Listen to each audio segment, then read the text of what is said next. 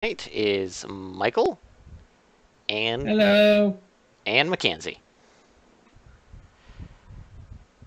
Hi. and we're going to be doing the Ocean of Stars, also known as Star The Ocean second 2. ocean of stars.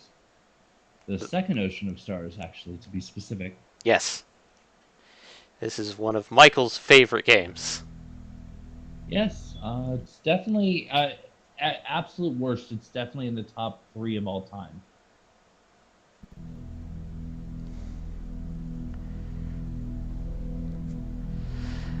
And this is the original PlayStation version, not the PSP remake. So if things look a little bit janky because of PS1 graphics, it's because they are janky because of PS1 graphics. It's true. I mean, seriously, people.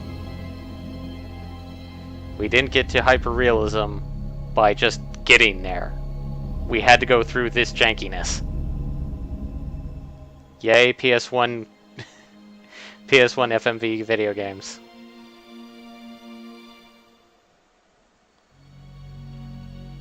Plus the fact that I think they actually got Production IG to do the animated segments for the PSP game.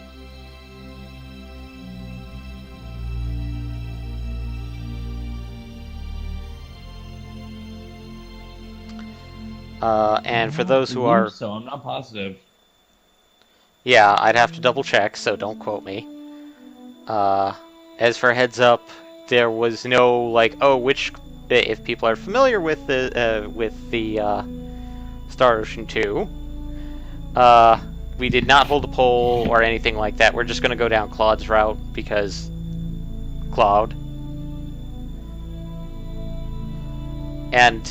Plus, we kind of had to start before. We had to figure that out before the stream so that we could put our usual blurb out there.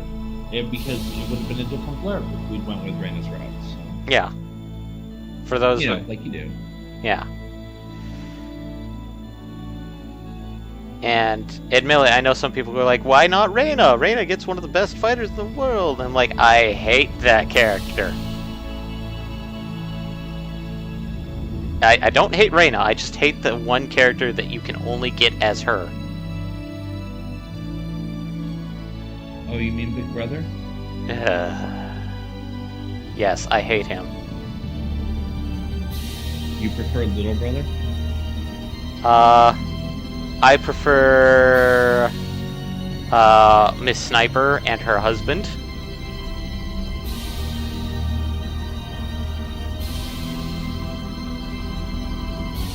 Which, I mean, you can actually get either way. Yeah. Actually, no, I don't think you can get her husband if you go with Reina's route. No, you can.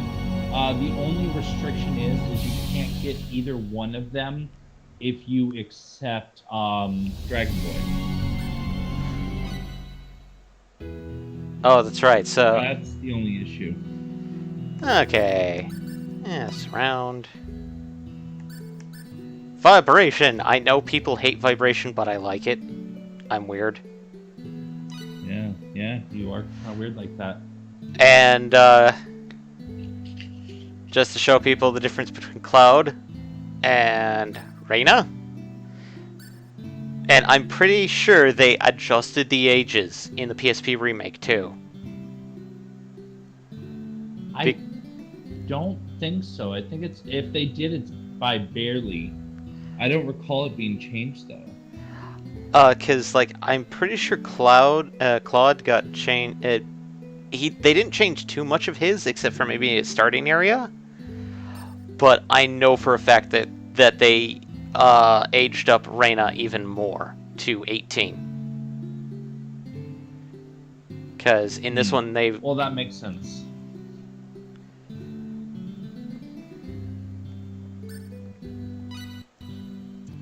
And we're keeping his name because why not?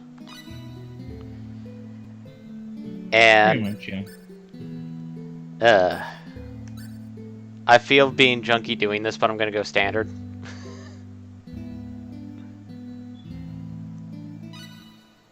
Only the bad vast reaches of outer space can hold the myriad dreams of Oh, 10 God. billion people and still show them its infinite possibilities.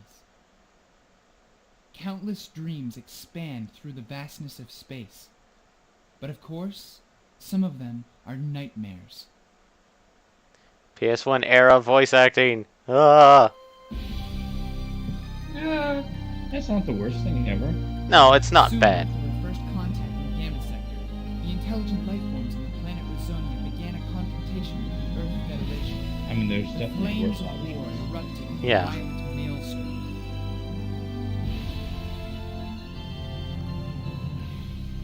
In the space year 342, aboard the battleship Karnas, he led our forces to victory in battle against Rizonia and received the Medal of Valor.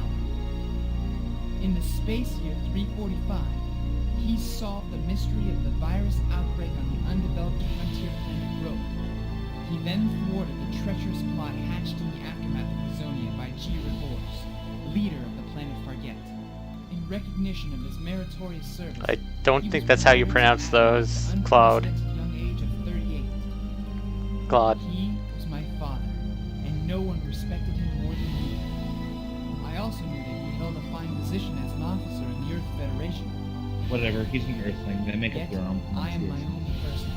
I will not be merely the puppet son of Admiral Ronicus J. Kenny, hero of the They are Earth proceeding Federation. to invade the universe And now, with I the am worst language of all time. I English. yes, they are proceeding to basically romp around and translate everything into English. It's very unfortunate. And they definitely changed Claude's father here, because wasn't it? Didn't they change it to Roderick? No. Roderick was one of the heroes from First Departure. I mean, the first game. Yeah, which it technically is Claude's father, who gets translated to Ronixus in this game.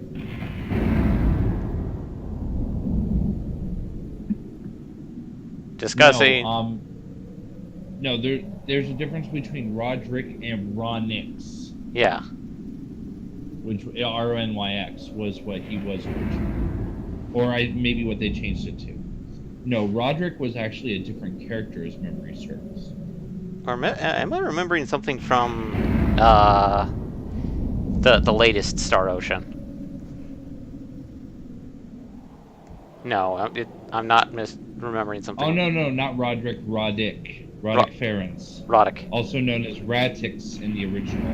Ah ha ha. Okay.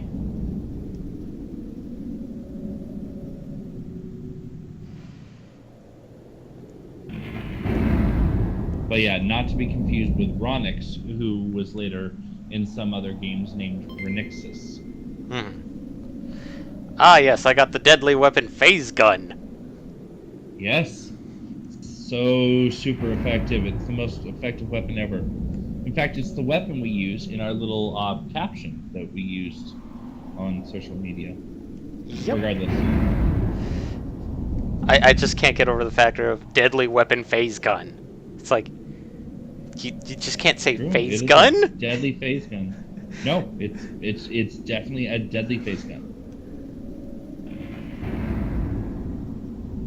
I'm pretty sure gun it implies deadly, but No, not deadly enough. It has to be specifically a deadly weapon phase gun.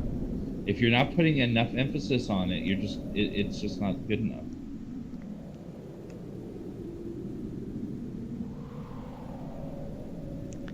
and the one thing I do recall is that this section that we're going through right now, they completely removed it in the PSP version, or at least cut it down a lot. Hello, Lowly Bacon. Hello, hello.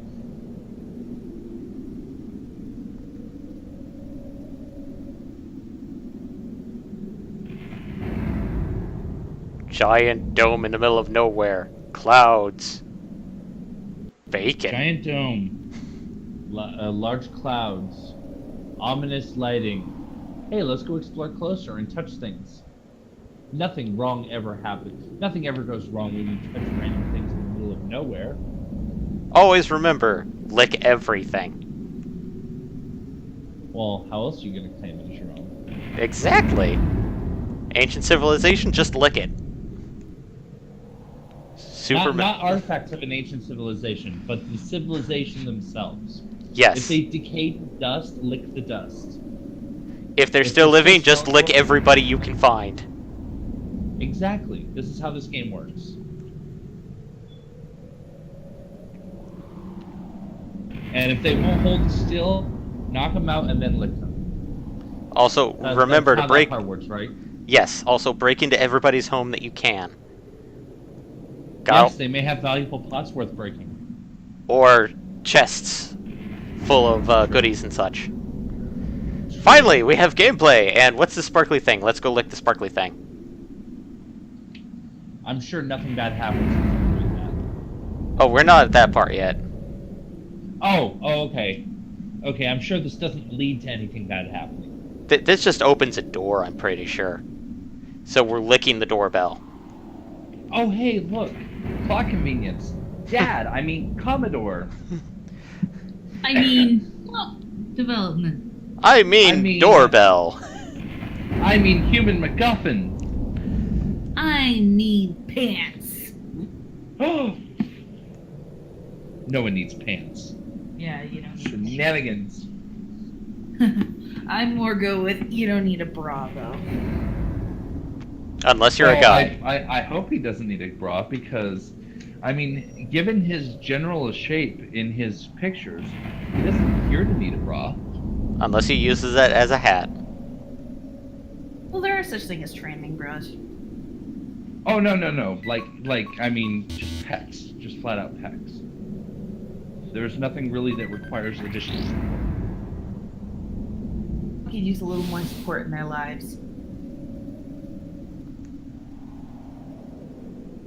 Fair enough. I'll concede the point. What does it look like inside? It's a door, sir. You can look inside the door. Oh, it's full of jam, sir. It's full of jam. No, not jam. Strawberry or grape? Boysenberry. Dun dun dun. Well, the only way to see inside is to actually go inside. This sounds like a good idea. Said every horror protagonist ever. Yep.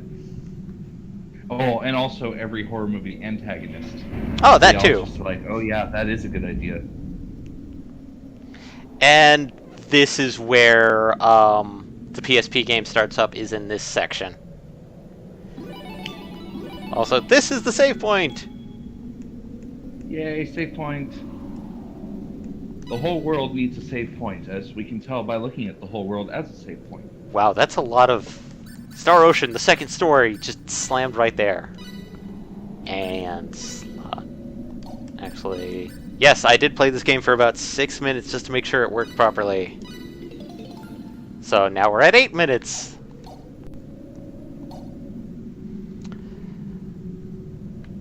Talk to people. Phase gun will shoot. We're counting on the ensign, which is the lowest level officer in the naval thing, which is somebody who just became an officer. Well, yes and no, because I mean, yes, he is the lowest level person there, but he's also the Commodore's son. Which means that he got influenced in. Future plot development. Exactly. Minus other future plot development pieces, it's less of a we're counting on you because you're our best officer, and more of a, well, I mean, you're here for a purpose, so we're counting on you. Also, I see something sparking in distance. I'm gonna go lick it. Yes, especially since it's electrical, you should lick it thoroughly. And our dad, I mean the Commodore, says back off, and we're like, nope, I'm gonna lick it. I'm gonna touch the thing. We have no idea what it does. Stand back. That's why I'm licking it. Don't approach it. That is how you discover. This is how you science, people. This is how you science. Claude! Oh, hey, I have a great idea for my, sentence at the top of my resume. Oh. Yes. Awkward silences?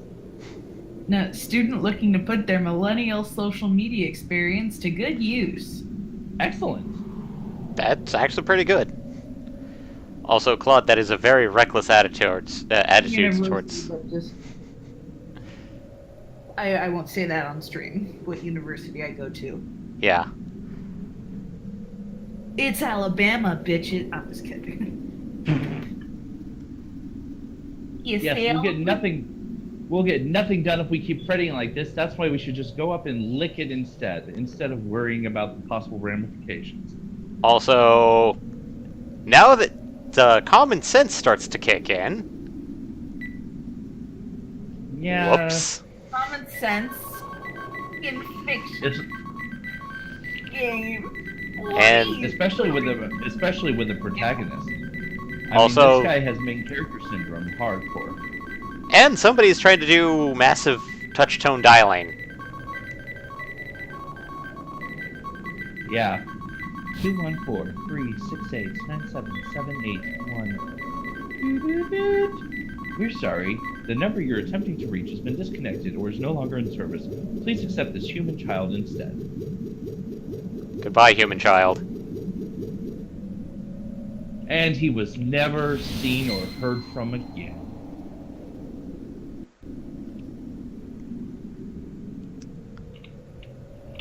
And the device is now just a perfectly good spherical crater. Yeah, I know. Isn't that amazing just how perfect that crater is? That's what that obviously was. It was a crater making device. It was an intergalactic ice cream scoop. Look at that perfect shape. Best scoop ever. It's true. I mean, want an ice cream scoop that has that large of a bore. As well as the factor that it was such cleanly cut out that it could that it could even handle rock hard ice cream. Yeah, what you did there. I see it. What you did there, I definitely see it. Now, getting back to good old Butterfinger's Cloud here.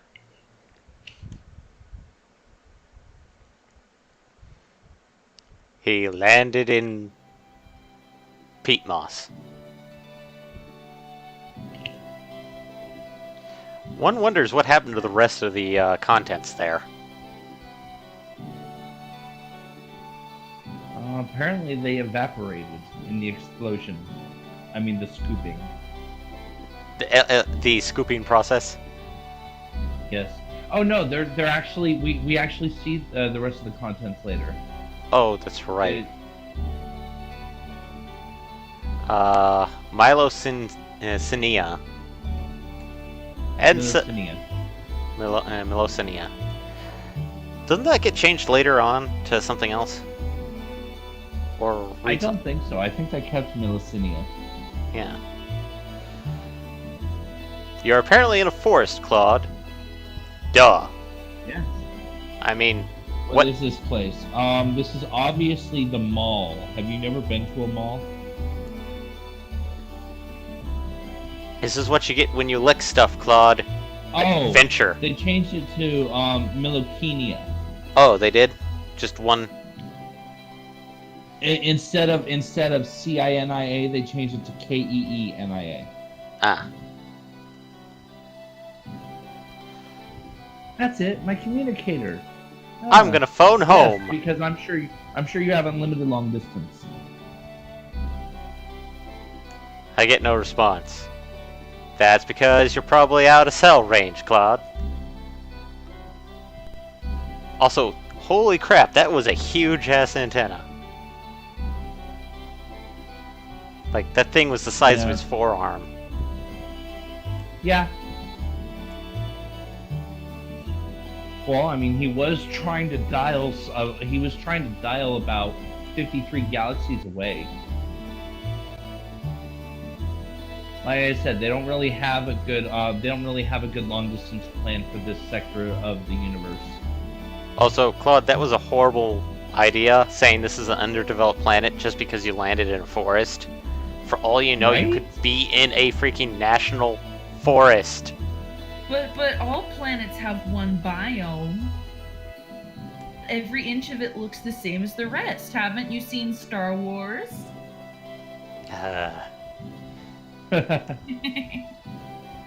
Well, Uh, I mean, actually, looking at later in the Star Ocean series, she's not entirely wrong. That's right. Remember the ice planet in New... Dang it! I was gonna say New Planet, Hope, but like that's not any it. science fiction thing, there is an ice planet everywhere. Yeah, And- they're all the same planet. And generally, they also have a planet opposite of it, which is the lava planet. There's the ice planet, the fire planet, the forest planet. The water planet, which everybody hates. Yeah, because it's a very. It looks like it's filmed in a. Looks like it was a really bad movie from the 90s. Planet, the baked goods planet. Usually sweets. I'll take a planet full of sweets, or are we saying like literally made of sweets? Like it's just the Made of gingerbread sweets. house from Hansel and Gretel of writ large. We're kind of like Hansel and Gretel, but planet-sized. Okay, so that is diabetes, and I accept that challenge. Also, we're gonna go assault this ape from assault. We're gonna assault this ape who's going to try and assault this young girl here. We must protect the young girl.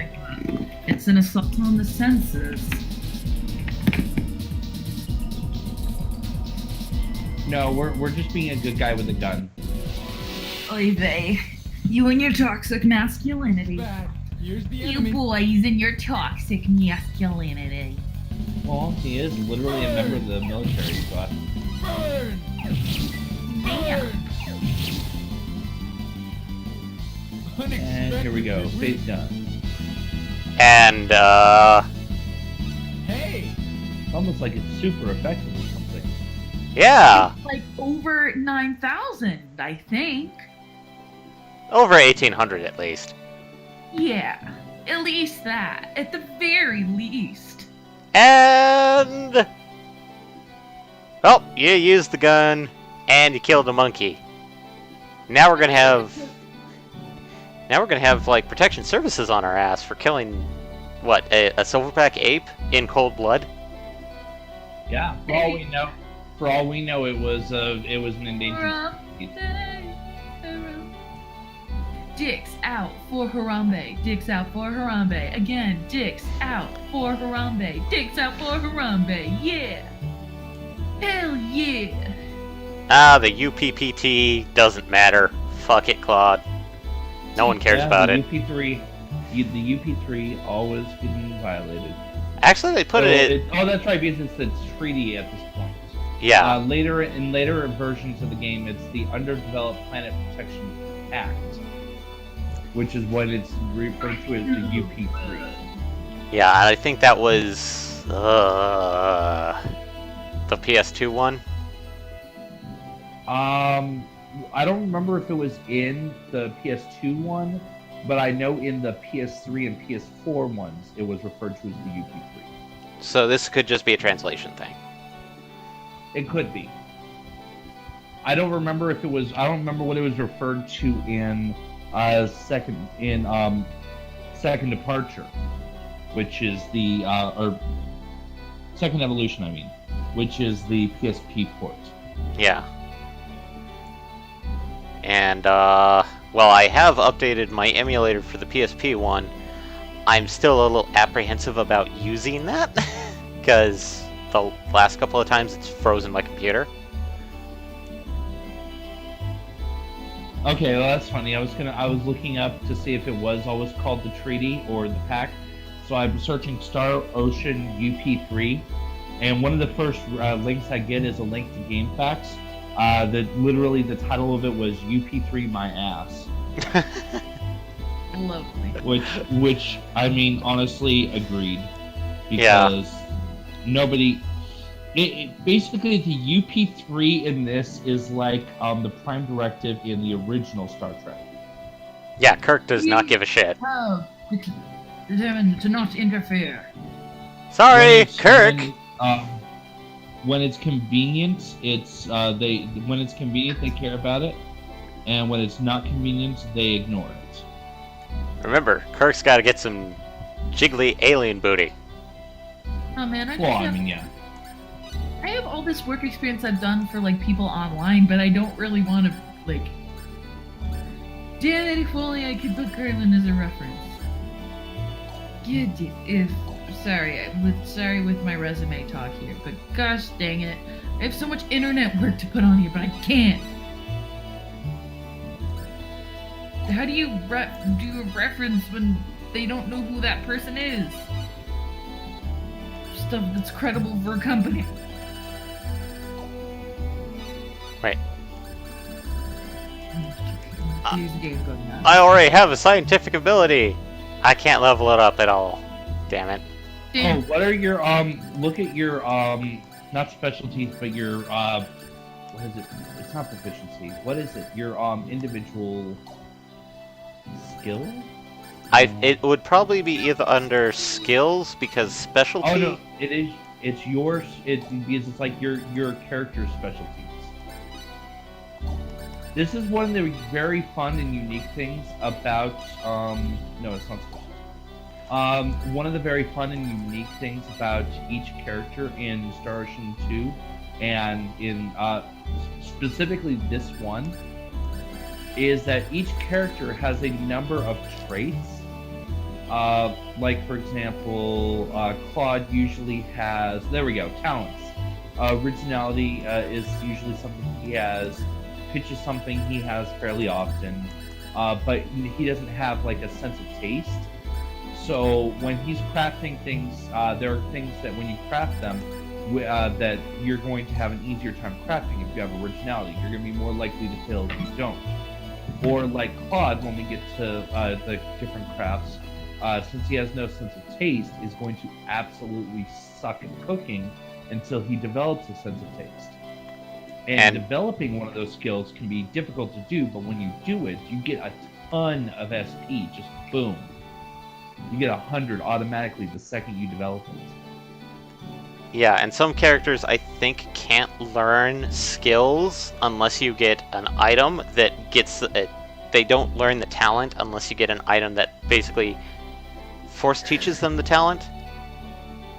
No, you can't force teach a talent, but later on, when you start getting into super specialties, which is what you get when you combine a lot of different super special, awesome. When you combine a lot of the different craft skills together, you start getting different super specialties. One of which is called orchestra, and with orchestra playing, you get you have an almost impossible. It's almost impossible to fail a craft. It's like a 99% chance to succeed on most normal crafting. The only exceptions are other super specialties or reproduction. Let's Not see. that kind of reproduction. There was also one skill that I've always wanted, but by the time I actually figured out how to get it, it was way too late and didn't really matter anymore. What's that? Come here, bunny. Ah, yes, come here, bunny. Super, super, super useful. That should be and usually will be your first super specialty, and it is so necessary. And it pisses me off because by the time I actually figured out the crafting and the whole thing, I was already like most of the way through disc 2. So I'm horrible. Yes, you are. So it's like, no, I couldn't get bunnies. Bunny! There's a bunny? Dude, Show me the bunny! the bunnies are freaking huge. Largely accurate reproduction of how you call for a bunny in Come Here Bunny skill. Oh god. Not quite that high pitch. No, usually it's just yelling out in the middle of nowhere and going like, come here, bunny! Bunny! Bun bun bunny. And, Bun bun bun bun bun bunny.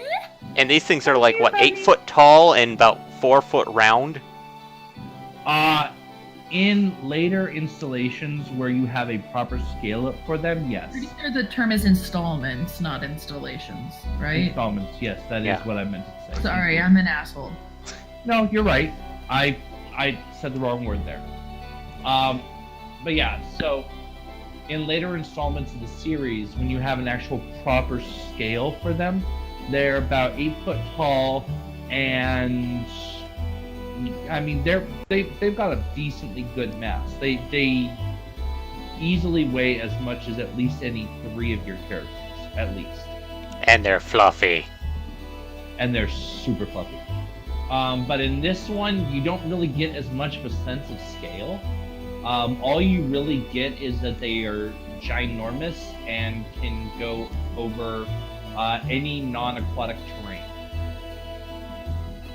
So, for people who only played Final Fantasy during the PlayStation era, or never really played any of the Star Ocean games, they are like a really good mount. Even if you have to... the Final Fantasy VII equivalent, for those who may be more familiar with Final Fantasy VII, is they're essentially a red chocobo. Black chocobo.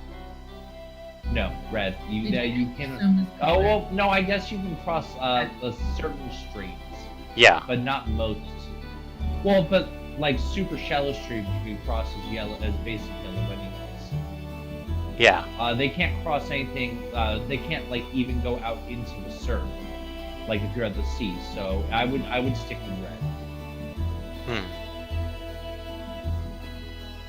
Oh, speaking of Final Fantasy VII, has anybody been paying attention to Team 4 Star? I have not.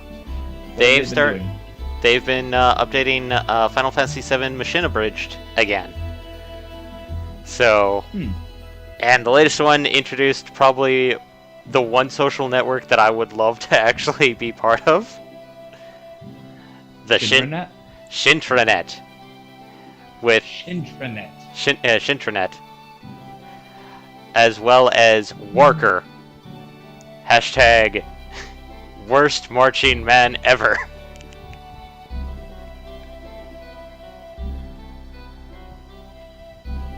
I would probably actually sign up and actively use Worker.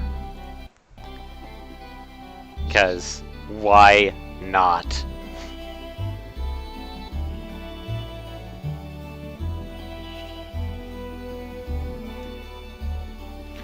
And thus we are introduced to our first town on this so-called underdeveloped planet. Which, I mean, in fairness is, but that's sudden. And Earth. Earth? No, Earth. Earth.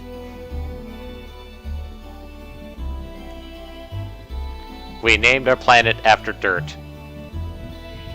I blame the English language for this. Yes.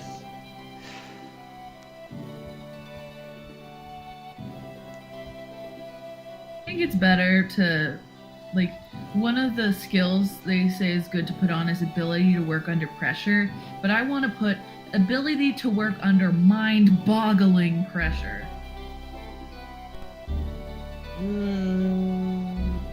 Probably not. Probably not. Because... You liked my millennial putting their social media experience to good use bit, though, didn't you?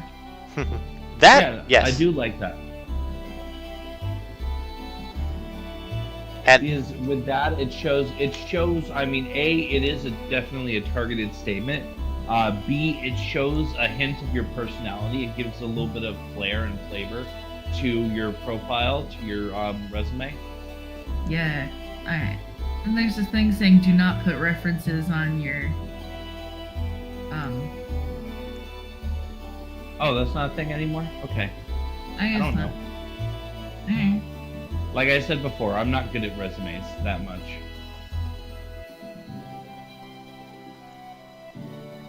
And the town we get to meet is Arlia. Yep. And this is a small resume, but I guess later in life there'll be more shit. All right. Usually, yeah. I think I have a good resume. I'm not going to send it yet. I'm sending it to a friend first. Yes. Yay, good Proofreading. ready for review.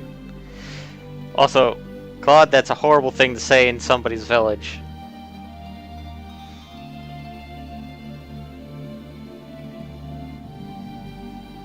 Is there Well, I any- mean, I would say the clean air part is a good thing to say. Yeah, but the fact is that he's insinuating that there's other kind of air. Like poo gas!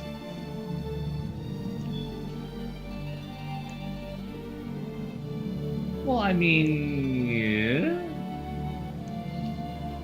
He says the air where he used to live is very dirty. Which, I mean, given what we know of Future Earth from this series, yeah. It is. Yeah, give it for those who are interested in getting in Star Ocean and quotations wanting to play from the aspect of which games to play in order.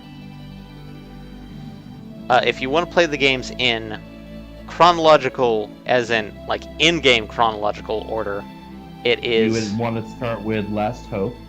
Last Hope, which is 4. Then you'd want 5? 1. No. No, Yeah.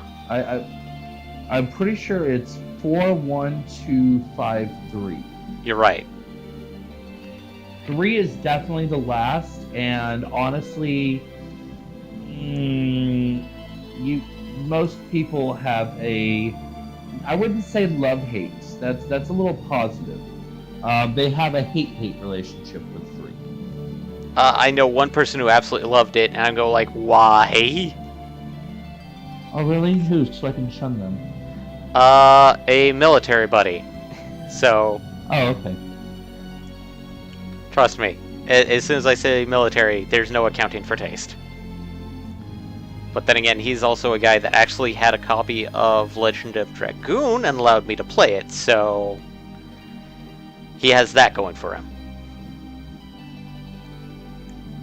Which Legend of Dragoon is once again super classic.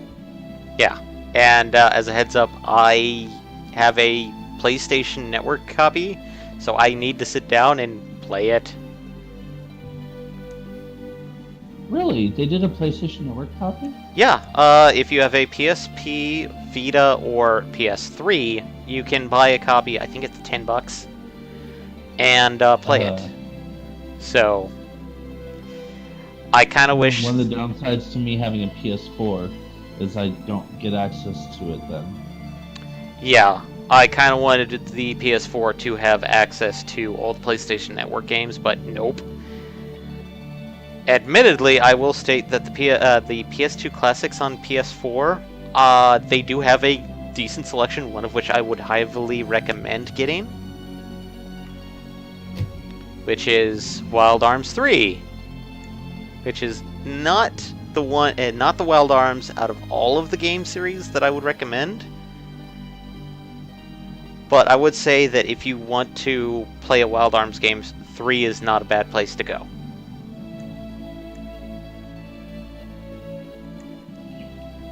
I've definitely been interested in getting into the Wild Arms series before. So, perhaps. Granted, that being said, let's be honest, one of the things that's been catching a little pieces of my attention here and there and kind of going, Michael, buy me, play me, is the SNES Classic. Oh yes, that. Especially considering the my number one game of all time is on that. Yes. Admittedly, I thought it had one thing, but it doesn't. So it's kind of missing the holy trinity of the SNES RPG games. It's got 2/3. What's the piece that's missing? Chrono Trigger. I thought it had Chrono Trigger. Nope. A friend of mine and Eddie's got the SNES. He actually waited outside of a local store of his and got it. And he stated over and over to my face, it's missing Chrono Trigger. So, Huh.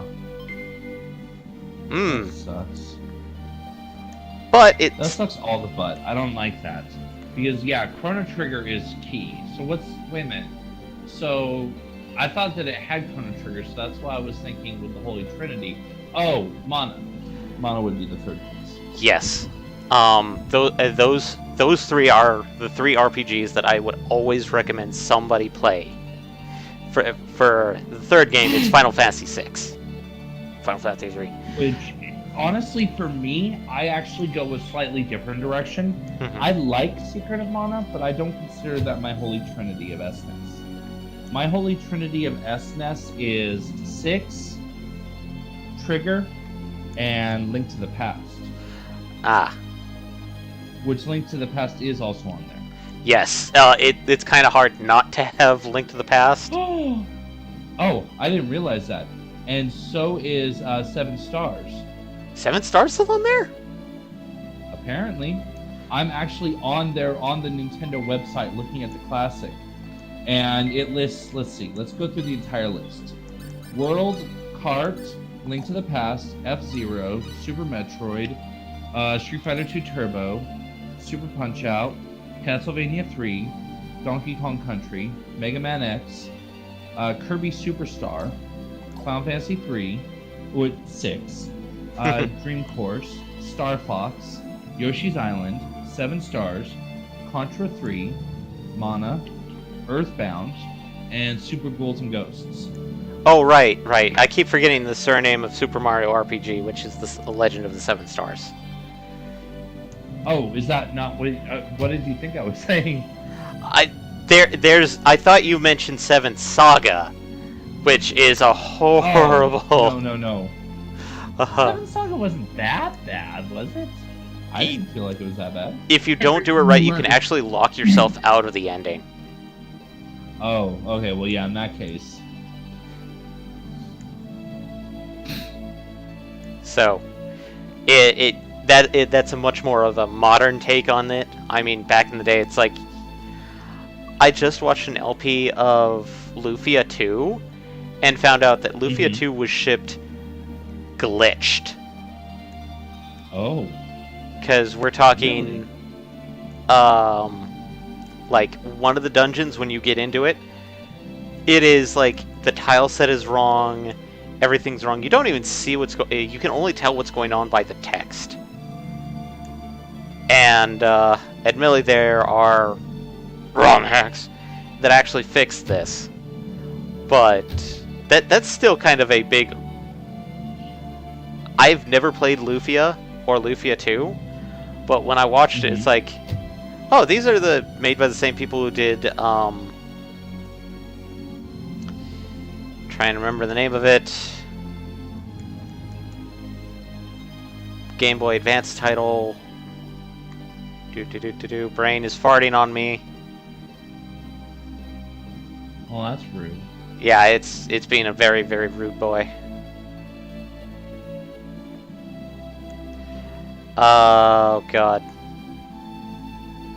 Golden Sun. That's it. Oh wow.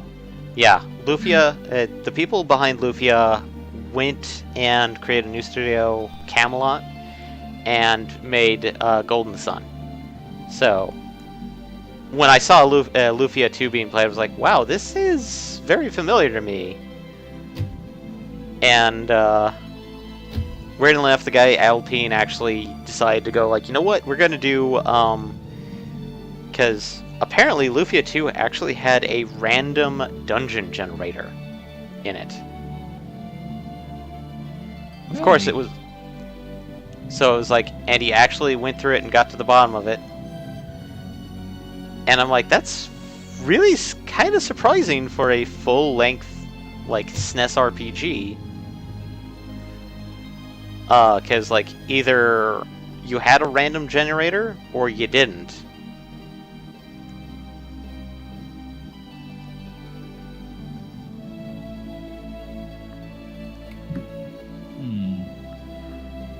But So what would happen if you get there and you don't have a random generator? It would just break, or?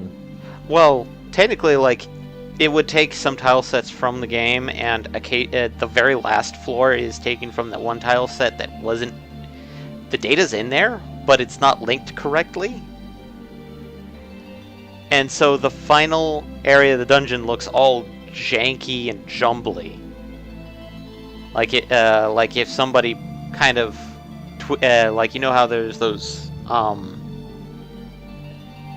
glitched run games where it's like things go random at random points.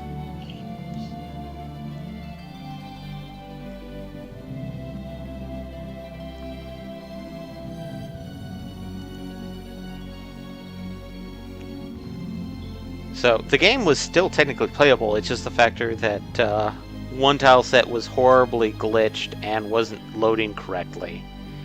And it was shipped as such. So, yeah, for people claiming like, oh, the oldies didn't have problems like this. Oh, no. No.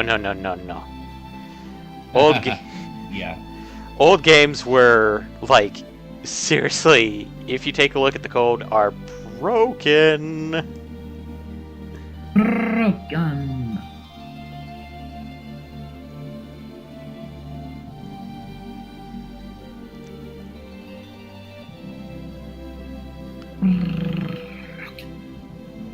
Very broken.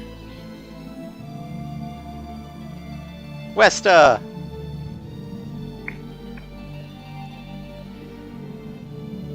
Great. Oh, wait, doesn't the SNES Mini also have the completed version of Star Fox 2?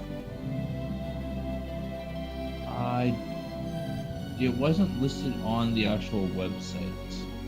On the actual Nintendo website. I remember them seeing a box and it actually has Star Fox 2 on it, saying like, now comes the Star Fox 2. And I'm like, I thought that was never completed.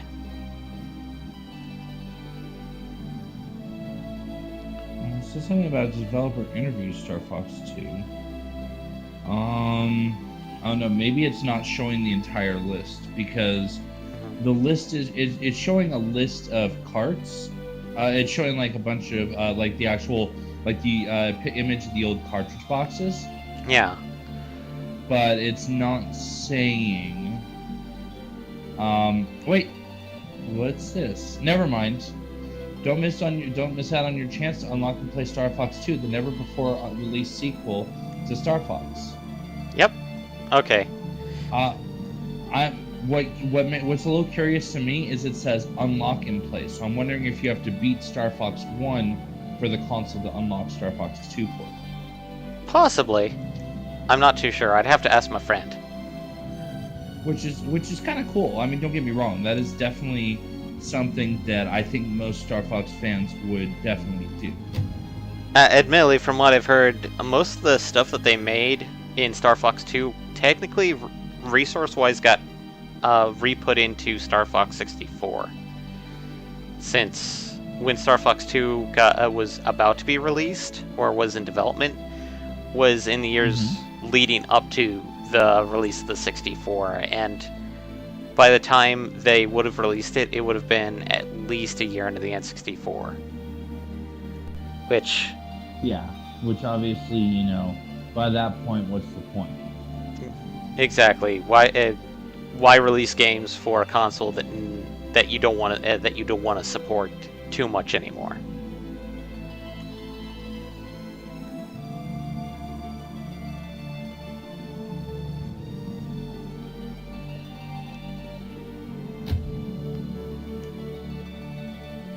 And of course, right now we're still in scalper territory with the SNES Classic. Well, as with anything new that comes, anytime something new comes out lately, the number one thing that the internet does is, oh hey, I'm gonna buy 100 copies of this, I'm gonna sit on them, and then I'm gonna sell them back for 3 times as much. Given the factor that from the way Nintendo's announcing it, their Switch production is going to be ramping up crazy amount to where I could probably just walk down to any old store and pick up a Switch. Admittedly, right now there's only maybe 3 games I'd want for the Switch 4 in total. Actually, correction, 3, because I already own one of them.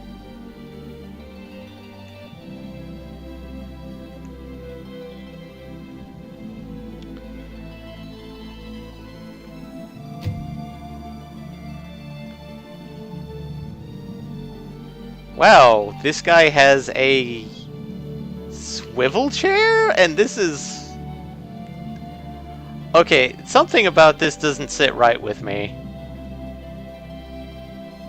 With a swivel chair? Yeah, he's got, like, one of the old-style, like... I'd put it something that you'd find more at home in, like, a 1950s shop than something that's supposed to be... what would you put... forget what this planet's called. Expel. Expel? Yeah. I would Honestly, Expel's technology level varies. Yeah. There's obvious signs that, you know, we may not be the first violators of the UP3 on this planet. Like, I mean, look at that wall clock. That is obviously using quartz technology, which should not be available if it is in fact as old-fashioned as it seems to be. And then, like you said, the swivel chair, which, but at the same time, a swivel chair, I mean, there's nothing special in a swivel chair that would cause it to be a major technological issue. Now, I would also point out, for the record, that I was mentioning earlier about the reproduction skill, that involves using a magical camera. The fact that a camera is used in using that skill means that there's obviously, once again, a varying degree of technology in this world. Also, I would also remind you that Presses is a thing. What? Presses? Oh. So, obviously, technology in this world varies. Also, should I pick up some berries? I usually don't. I usually just get gear here and then let it go from there. I mean, you can stay near here and farm for a little bit until you get to level 5 each. Oh, It's not yes. a major deal. Let's get 2 pumps. One for Claude, one for Rena. Yay! Claude and Reyna are wearing pumps.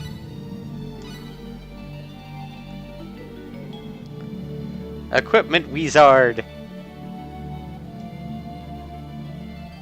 Rena's sandals, but there's definitely a heel involved in that shoe. Yeah, there's definitely a... That's why I said pump instead of high heel.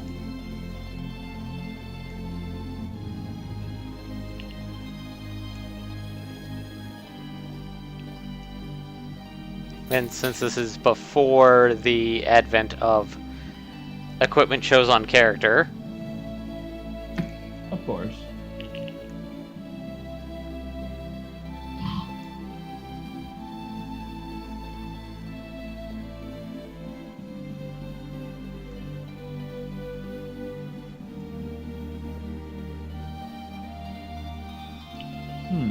Randomly talking about a childhood friend from a neighboring town. I'm sure that will never be related or important to the plot, ever. Ever. Ever. Ever. He's gonna get a sword through him. Maybe. Or maybe he's gonna put a sword through you! Oh, no. And for heads up, I'm not going to be paying attention to the hidden stat of love and friendship, because fuck that. Well, for one, I kind of don't think we're going to end up playing 100% of the way to the ending. I mean, obviously not tonight, but when was the last time we've actually played a game all the way through? The closest we ever got was probably... I still have to find a copy, find that copy of, Lagaya, and either somehow get the save from the computer that it's on, or, trying my way back up to roughly where we left off. That was like 3 years ago. Oh, time flies. Admittedly, I That could was back actually... in the infancy of the stream, ladies and gentlemen. Yes.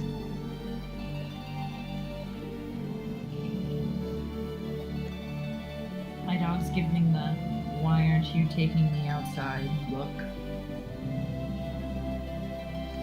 Oh no, If- why aren't you taking it outside? Because we just did it not too long ago. Oh, Ah. What are you looking at me for? She's not blinking. Come here.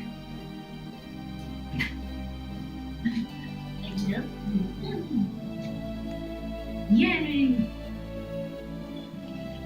Here, all her silly grunts and noises. Come close to the mic. Snuffle, snuffle. Come here. Make your noises. It's so loud like other times. Also, twice this week she's farted in my face. Ugh. I love how lovely. Stop, like, I go over and she's like lying down and I'm like, oh, I'm gonna give her extra affection. And I'm just snuggling with my face right up against like her face, but then I'm like, what is this smell? And she's farted. Right as I'm giving her a ton of attention. Oh, did you hear his noise? No, that was me.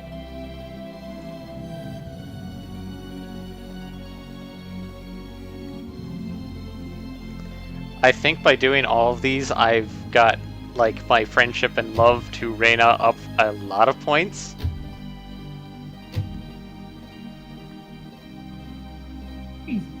Also, should I go after Sniper and her husband, or should I go after the best character ever? I don't know who's the best character ever. Moby McDragonface. Ah. Oh, tough choice. I can already tell which one you're going after. Like, I prefer the dragon, but that's personal. Like, I just feel like he's a better character. Oh, did you hear her now? She made her snort noises. I think I may have heard it. Make the noises. Whenever you guys are talking, she'll make them better. So she's reacting to us talking. No, it's just Sheila's doing it just so you won't hear her. Oh. Oh, Oh, I heard that one. Yeah, I heard that one too. I cheated. I just went up, and then it worked. Perfect. she also like stood up. I think that's why. Ah. That's a lot of food. And is that pudding? Maybe. Yeah, don't eat your meat. You can't have any pudding. How can you have any pudding if you don't eat your meat? Meat if you don't eat any pudding. Wait, that's not how you say it. Also, why is there already a piece of the cake cut out? Because the cake is a lie.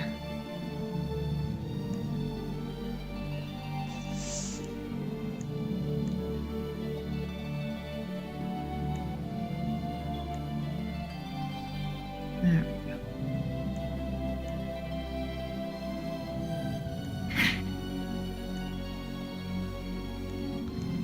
Yes, Claude, admit that you're a glutton.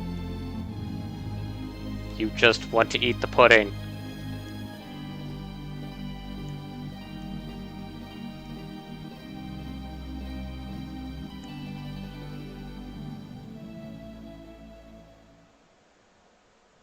One hour later.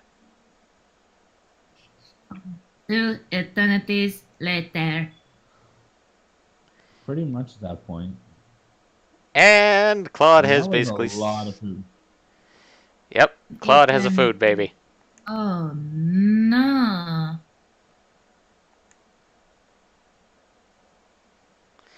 And Claude admits that he basically survives on basically military rations. Anna. Anna. God damn it. Trying to make my resume look good in Word is very difficult.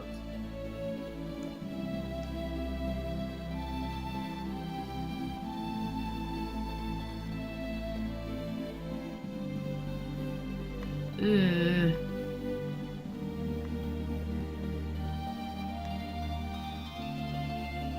And Claude starts to wonder about his own mom, who, as far as I can tell, didn't join him and his dad. So she's probably back home on Earth. Yeah, I believe you're correct. I believe she in fact is.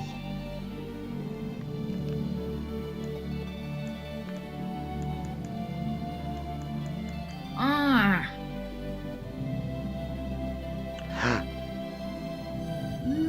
No, Claude!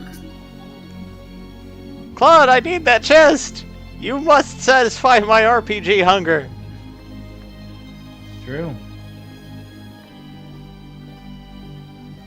And he's gonna be a wet blanket on this, so I can't go be rifling through people's,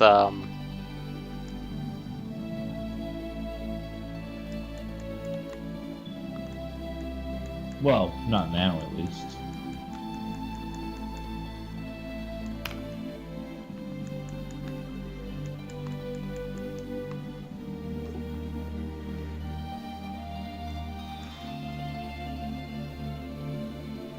No, whenever I open it in Word, it looks ridiculous.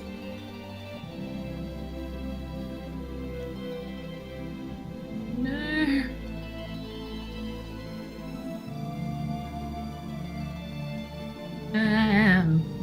Damn Word for being Word! Fuck you, Microsoft! Because I'm starting this in pages. So now I'm trying to make it so freaking put everything in weird places. I don't get it. I don't either. I'm sorry. Like this. Oh no, Westa, don't! I'm not the warrior! Claude is not the warrior! The warrior. It's true. Claude is not the warrior of light until he is. Until he isn't. Until he is. This is the weirdest thing ever.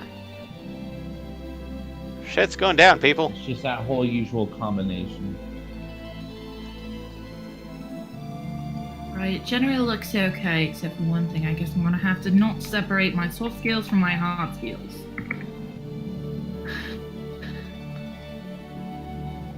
And now we get the Japanese brackets of the warrior. The warrior. Yeah. Why am I speaking like... What even accent is this? Sounds British. I thought it was like some weird kind of amalgamation. Admittedly, I'm no expert on British accents, but it sounds like Cockney. Cockney. I suppose it It does. sounds like it's bleeding into something else, though, at the same time. Yeah. I wouldn't say it's a pure Cockney accent. Pure Cockney. Yes, it is. Yes, it is. I think so. And now this mysterious old man is like, he does not know he is the warrior, because he is the what? I just had He a is the phase warrior, gun. and that's why he doesn't know that he's the warrior. All I have is the deadly weapon phase gun. Only a deadly weapon. Careful with that. And we just slipped into Harlequin. Yes, I did, Mr. J. Of course. What would you think I would be doing? And we meet Regis, the mayor of the town. Time to go punch mayors. Time to go punch mayors? Yes, mayors. I'm gonna go punch mayors. That doesn't sound very fun. Why would you punch mayors? Because What they did those are... mayors ever do to you? They sent me on quests when I wanted to stay at home and play video games.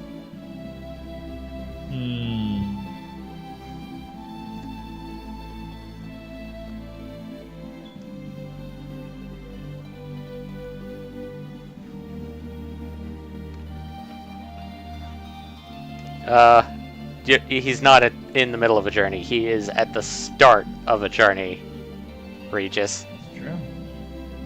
Well, technically, he's not at the exact start. Because the exact start would be Earth, and then his first stop would be Melicinia, and then his new stop is Arlia on the planet of Expel. Yeah. So technically, he is partway through. He's definitely not in the middle, but he is slightly partway through. I would probably put him at, what? Within the first eighth of his journey? Definitely within the first 8, yes.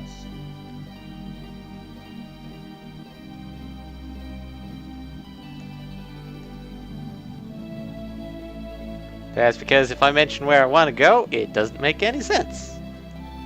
My kids are staring at you.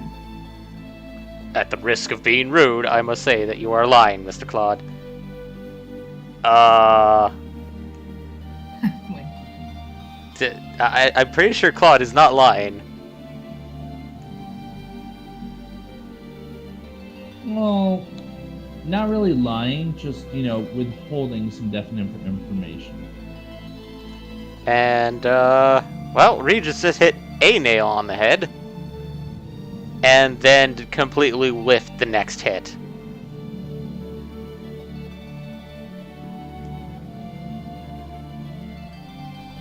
And decided to toss the hammer over in the lake by the third. Usually. I mean, that's what you do, right? Yeah, you hit it first time, you miss the second time, probably hit your thumb on that one, and then you just chuck the hammer. That's definitely what I would do.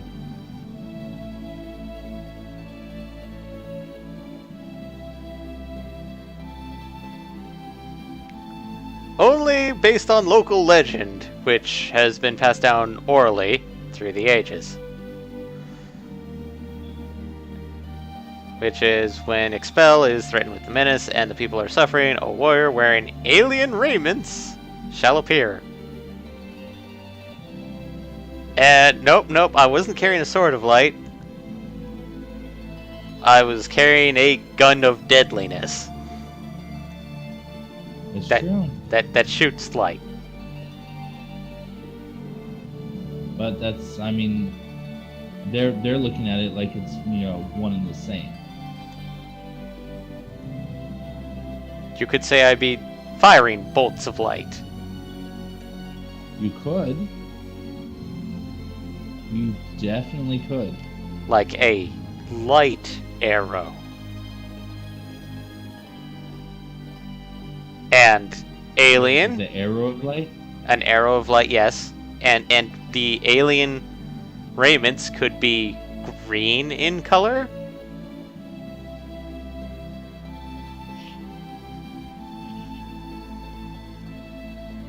And particularly stuffy.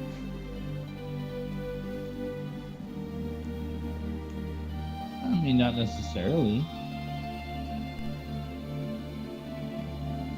And Claude gets stuck in a trap.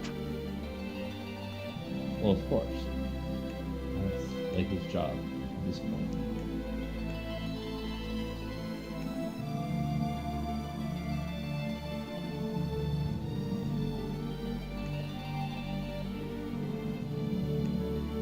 As Claude goes like, I have a weapon, but I may not be. It's like, because I don't want to be the warrior. I'm just a lowly ensign.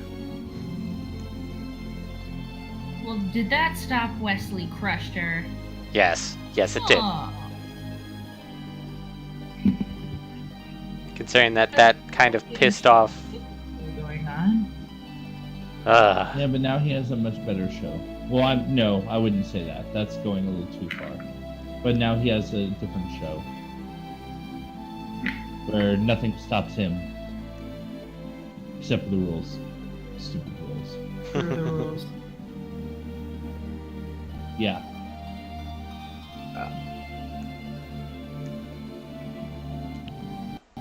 Disasters known as natural disasters, volcanoes, avalanches, blizzards. Alright, And you- here we go. And now we're forced to take on the role of the Chosen One. Even though you're not the chosen one, could you pretend to be the chosen one just for a little bit? You know, I know that you're not actually, but if you could pretend to be, that'd be great. About 3 months ago, we got hit by this giant, huge, weird thing. A meteorite. In the kingdom of El. It's definitely a totally normal meteor, no matter what it looks like. Except that, you know, weird stuff started happening. Yeah, like crazy weird stuff. Like monsters and stuff. Like monsters and stuff. Eventually, odd things happened. Like a two-headed dog barking. I was trying to do a. Yes. Demons! Not monsters, demons! Oh, that's right, demons.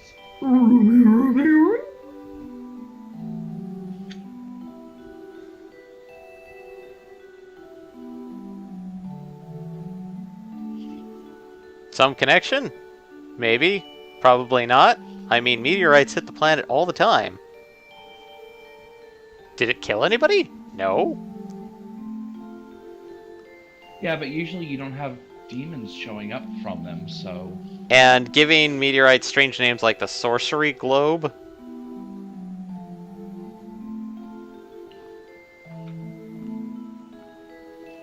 And the source of all misfortune for the continent of El.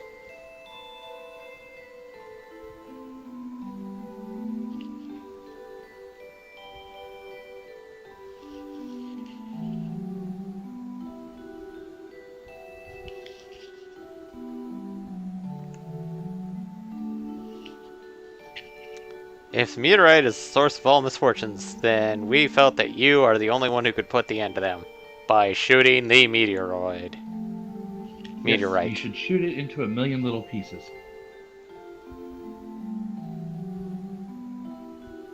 Earthquake swarms, the likes of which have never been seen. Animals turning into demons, blah blah blah. A dog barking in the distance. It's just mayhem. Cats and dogs lying down together. Well, cats and dogs living together. Is that Yeah, what that's you're the line I was going for. That's the line I was going for. needed to one up you? Sorry, bitch. I'm just kidding. I'm sorry. The McRib not making a That was more of return. Sorry. Gatorade discontinuing its lemon lime flavor. Seriously, it's just crazy.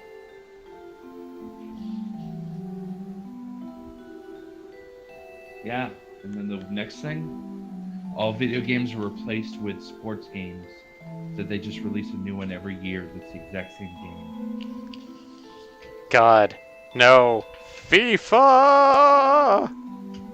Just an endless swarm of FIFA and Madden. And Those Soccer words don't Manager. even exist yet.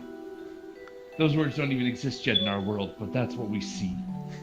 We just see FIFA and Madden. And we don't know what the words mean, but they fill us with terror.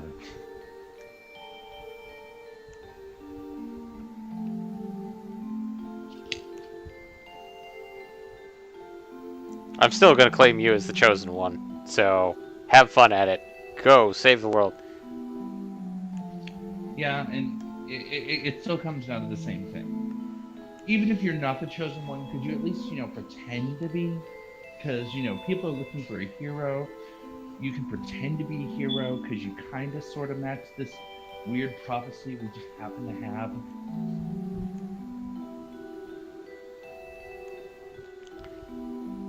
And now the mayor actually accepts that we are not the chosen one. Just You were 'cause the we're chosen one. clueless. You were my brother.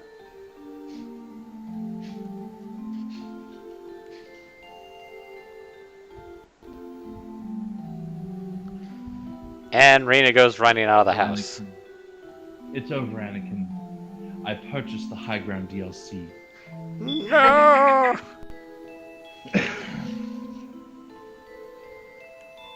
Yes, because we make totally topical comments. Lols. But who's on first? Ooh.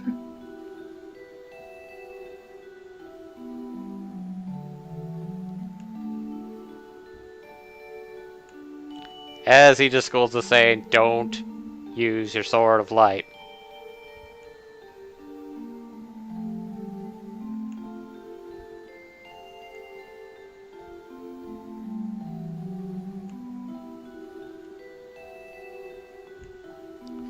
So, time for us to get a normal sword.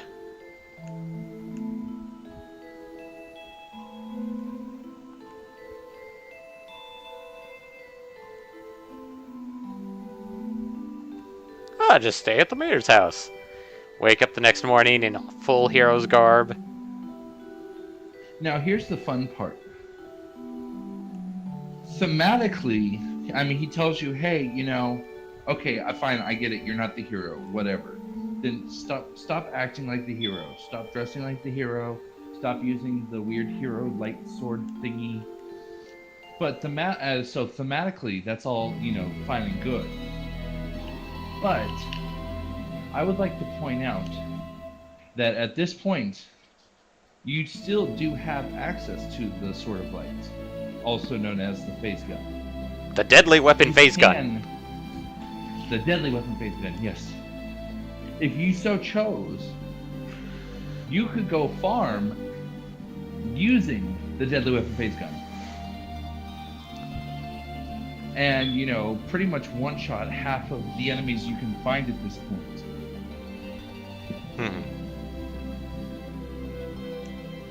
So, while sure, I mean, you don't have to. And he's told you not to. At the same time, you totally can. And the game doesn't care. It pretends it cares, but it doesn't actually care. If it had cared, it would have taken that away from you and made it where you couldn't use it. And we got our first... See, he's giving us a sword.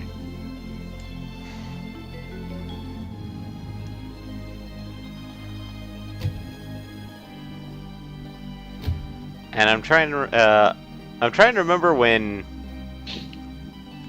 Okay, so pop... Oh wait, no, small child, don't tell me to come back.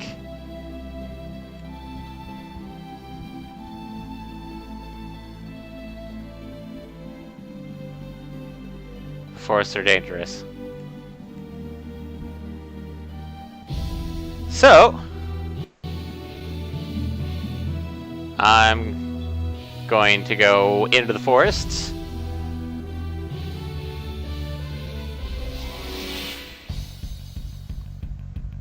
The enemy. Ah, yes. There it is.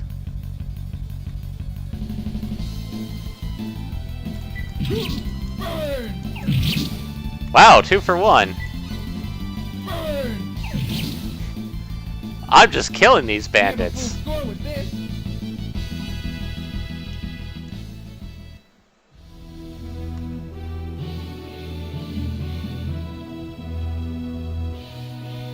They say avoid forests, but I'm punching things in the forest. So I'm gonna go on. Every forest thing. Oh god. Beach Yeah. time! Burn! Burn! We have a full score with this. Hey! Yay! Claude has increased 2 skill points attained. Air slash learned. Haha.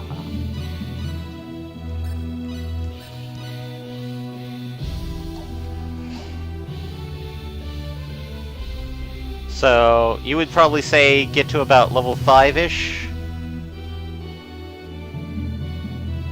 I would say, yeah, level 5 is about right.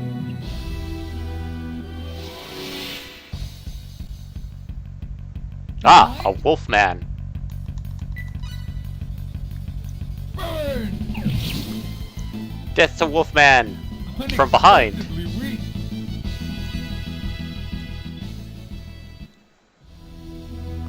Also, Claude, they're not unexpectedly weak. You're just unexpectedly strong. With said gun. It's true.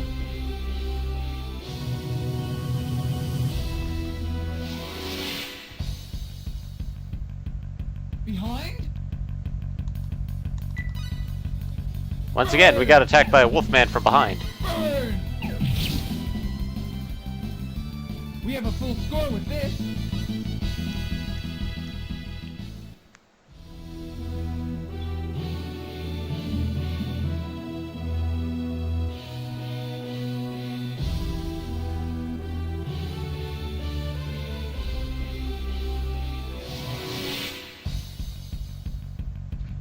The enemy. Oh, hey! These weird, lizard axes. They just Burn! look so squishy. Burn! Burn! We have a full score with this.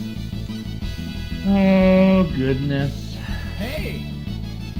And So, as we may or may not have noticed, it is currently the middle of November. ah, yes. Which means, guess what time it is? Horrible, horrible people screaming and shouting about Christmas carols when they should be Not banned. quite yet, hopefully. Not quite yet, hopefully, because I haven't heard any yet. No, this is the new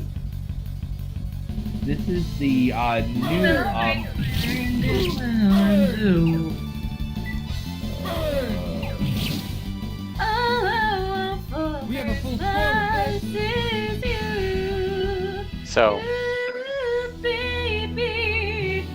what were you trying to say, Michael? Okay, so I just set your Christmas present on fire for singing Christmas carols before Thanksgiving.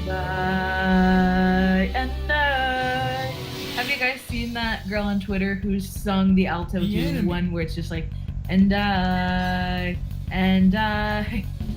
just want you for my own more than that.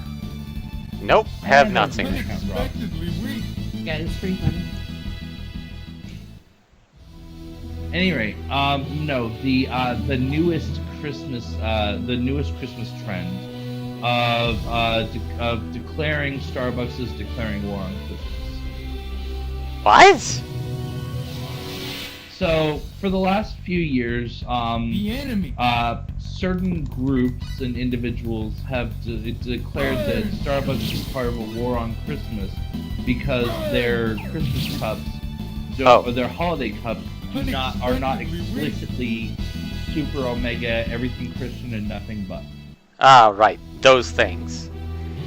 Up to So and the newest one, the newest holiday cup for this year, has the audacity to have two women holding hands on one part of the cup.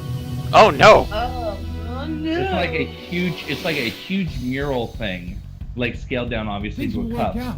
Really cute. And one of the pieces of it is two women holding hands. So of course, this is Starbucks pushing the liberal agenda.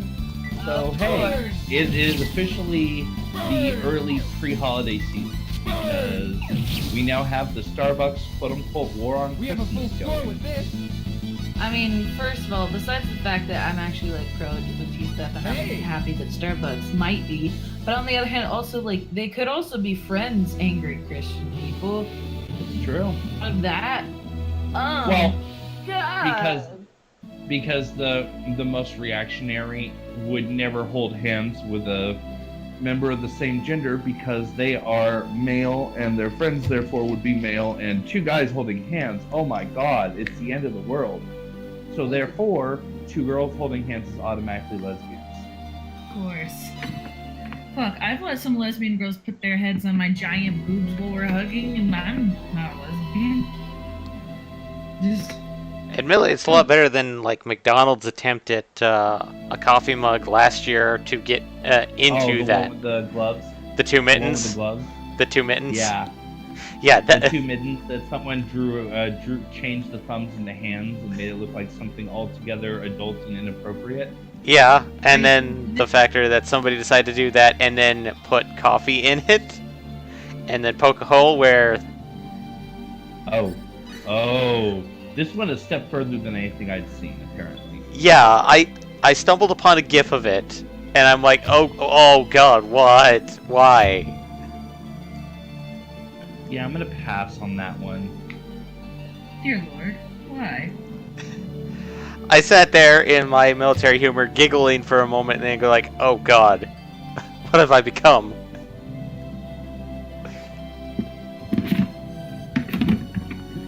I must get the chest in Rena's room. I don't think you're allowed up there yet. Nope, I'm allowed up there. Oh, yay! Go get the chest then. Yoink, gotten a blackberry. Blackberries. Yay, a blackberry. Yay, an outdated phone. Too soon? No, it just took me a second because it's so outdated I'd completely forgotten that used to be a phone. So I thought you were making a reference to something else I just hadn't seen on screen yet.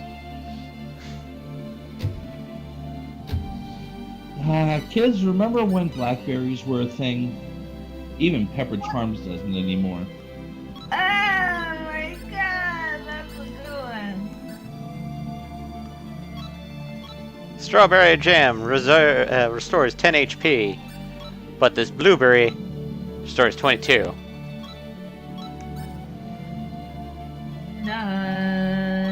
I forgot. What can we use the useless decorations for? If they're useless, then what are they used for? No, that's an item in the game. It's called useless decoration. It is. But if you look at it, I think it actually does have like a stat down or something. Like it's useless, but then it's actually worse than useless decoration. It has 0 bonuses to anything. It's like... I thought it was a resistance down. No resistance. No, it's actually, it's not even worse than useless. It's just flat out. All it is it holds an equipment slot. I swear, there's a way of taking a useless decoration in this game and then changing it via the item creation stuff. Not that I'm aware of. And they only sell for $5 too. It's better than the negative ones. Oh god, those are bad. Oh yeah, like the bounce check. Oh god. That sells that you have to pay the store like 3,000 gold to take off your hands. Yeah, I'm gonna keep it around, but I'm now at level 5, so should I head out to the next town? Time to hunt. We are an hour and a half into the stream. We've got time for the next town. Yep. And we're gonna meet somebody who really wow. Next town is like 3 seconds away. Yeah, it is. It's a super short walk. As long as you stay on the path. I just realized in this little internship email opportunity, I found a grammar mistake. Oh. Oh boy. My application, but Yeah, I was gonna say probably not. I wasn't gonna. I didn't. Also, what's a machine? House. Well, in this part of Expel, they don't know what a machine is. But there's another part. That's what I keep saying. Now, this is what I was going to mention earlier, and this is kind of interesting. Is that the technology of this world is kind of layered, and it builds in a different direction than like how we think of Earth technology. Because there is stuff in this world that is commonplace that we also would see as commonplace in like our current world. But then at the same time, there's a lot of stuff in this world that we're like, oh wow, that's from like, you know, hundreds of years ago. Like swivel chairs. I mean, swivel chairs. I mean, yeah, the technologically, they're super. They're not at all advanced, but they're more modern still. Or like safes. Like in this shop, there's a safe behind I think it's the weapon or the armor. Yeah. And safes, once again, are something that, you know, have existed for a while, but not like a long, like if you were to go back to like the medieval ages, you don't have like freaking wall safes. Or, well, I guess in this case, freestanding floor safes. But still, you can have something that has a similar purpose, but not like an actual safe. So, I mean, this world has a degree of what we would think of as a technological anachronism.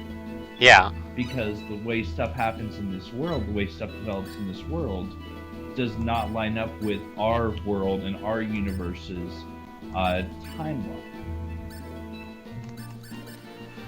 Also, when we're looking at stuff, iron, silver, gold, oh, that's a perfect amount of full. Oh yeah, you definitely should not buy or sell anything for the rest of the game, or kill anything. Just sit on that exact amount of full for the rest of the game. Yep. But yeah, iron, silver, and gold, monsters will start dropping those. Those are, of course, as you would expect, super critically useful in crafting. The same thing with the rose hips, a circus, aquaberry, blackberry. All those have like a small use of themselves, but they're all also super useful in crafting. Yep. And then like the spectacles have a double use. Their immediate use is you can use them in combat, kind of like the scan spell in the Final Fantasy series. But you also have you'll get an ability called Identify later, because when you start crafting, you'll make stuff that's unidentified, or you start getting into you find unidentified stuff in other ways, like pickpocketing. Oh yeah, and so that's definitely a thing you should get into as well. Yeah, pickpocket is. How should I put this? Pickpocket is broken. It gets so here's the thing. Pickpocket works off a degree of it works off of a fairly low success rate, unless you have your skills sufficiently leveled, and then it works off a fairly high success rate. Anytime you attempt to pickpocket someone, if you succeed or fail, that is your one chance. But some of the stuff you can get is intense.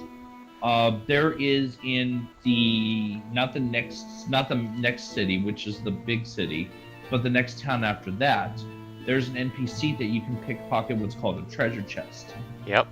A treasure chest is random. Of 90% of the game's possible items in inventory, you can get.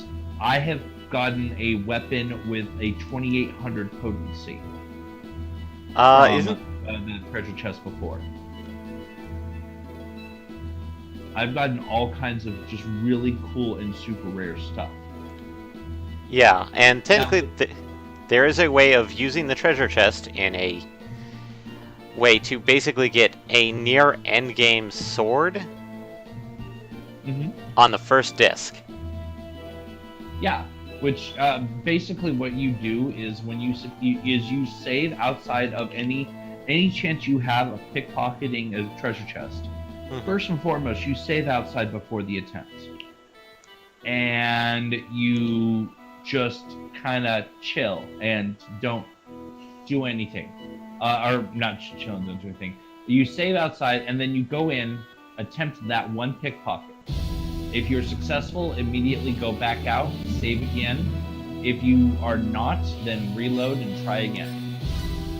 Either way, once you finally get it and have saved again, then just sit there, open it. Is that what you want? Reload. Open it. Is that what you want? Reload. Forever and ever and ever. Because the stuff you get from that, like we said, you can get really good weapons. Like game-breakingly good. Like if you get the highest sword I've ever gotten out of there, like I said, was a 2800. If you get that sword will carry you through the entire first disc. Yeah. Like no effort. Like, I mean, once you get to the second disc, it'll slow up quite a bit, because then you're starting to get to where you can actually craft that tier. But until then, I mean, zero effort. I mean, like one-hit kill stuff. Yeah. Like, go up to bosses and, like, 3-hit them.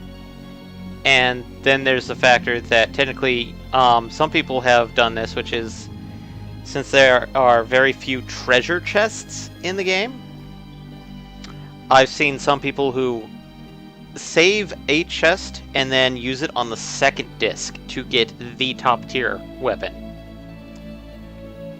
Which could definitely work as well. The one thing you cannot do, it has a guaranteed 100% failure rate. You cannot duplicate the chest. Yeah. Basically, if you try and duplicate anything that you can get out, anything that you could possibly get out of the chest can be duped, but the chest itself cannot. As well as the treasure chest cannot be crafted. Correct. Which means there's a couple cool things that can be crafted that look like it, but no, the chest itself cannot. So it's one of those. It's really like, if you can get it, holy crap. If you can't, oh boy. Yeah, which is why anytime there is a chance that you could possibly be pickpocketing a treasure chest, you definitely want to save immediately before, and if you fail to do so, immediately reload.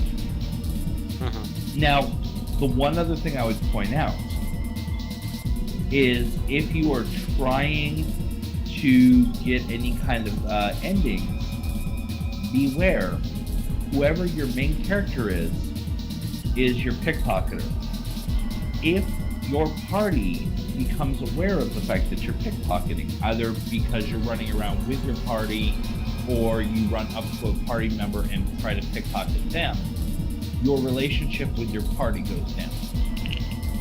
Same thing with one of the super specialties, we mentioned them earlier in the stream.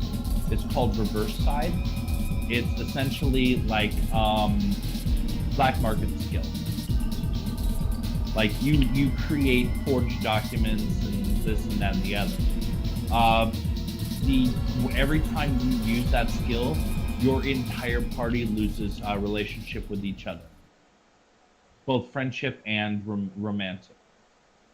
So you can get a lot of solo endings if you go through and use those skills a lot, because you're destroying all your relationship levels between your entire party.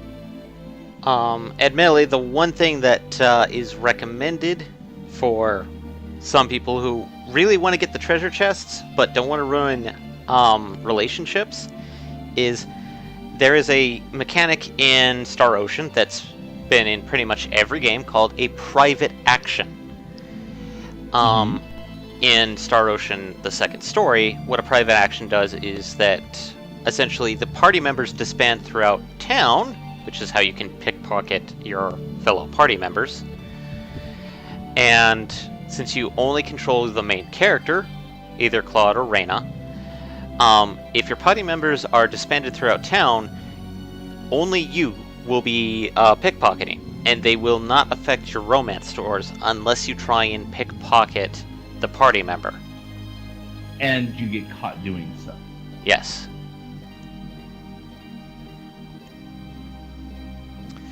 But the super action forgery, that's a different matter. Yeah. Now, there are items that can actually force relationship between two characters. There's a couple different perfumes, as well as the reverse item that can immediately drop the scores. There's also the books, I'd want to say. The books, yeah, you can, when you get authoring, no, not authoring, sorry, publishing. The publishing super specialty, each of your characters can write 2 different books. The first book is a friendship tome, and the second book is a relationship tome.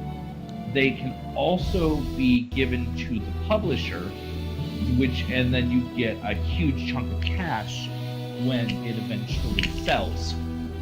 Like a huge, it's huge. The It's enemy. the best deal ever. Trust me. Chunk of cash. But yeah, you can use those tomes. Also, we picked up Portrait B a little while ago, Yep. which is a portrait of Rena. Mm-hmm. So if you use the portrait on a character, that character gains relationship levels with the character whose it is. Now, this being a early aughts game or late 90s, I'm not sure at this point. One of the two. I think this is 2000s. So at this point in the gaming universe, you're not gonna have where Rena and Celine, who's another female character, as a romantic pair. If you have a boy-girl couple, you have the choice of either relationship or friendship, romantic or friendship for your ending, depending on which level's higher between the two. Whereas if it's 2 guys, no matter what the levels are, it'll always be friendship.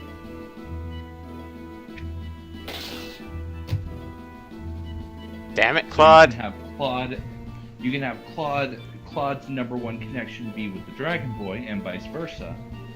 But even if their connection is quote unquote romantic, Mm-hmm.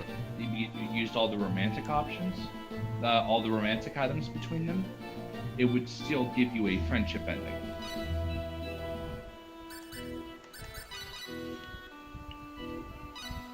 It's kind of like, the closest analog to a slightly more modern game would be Dragon Age Origins, except that, of course, in Dragon Age Origins, you have actually characters that are gay or bisexual. Mm-hmm. So you can actually have relationships like that, or Mass Effect, same concept as the commander. Even if whether you're male or female, you have options of each gender that you can have a relationship option.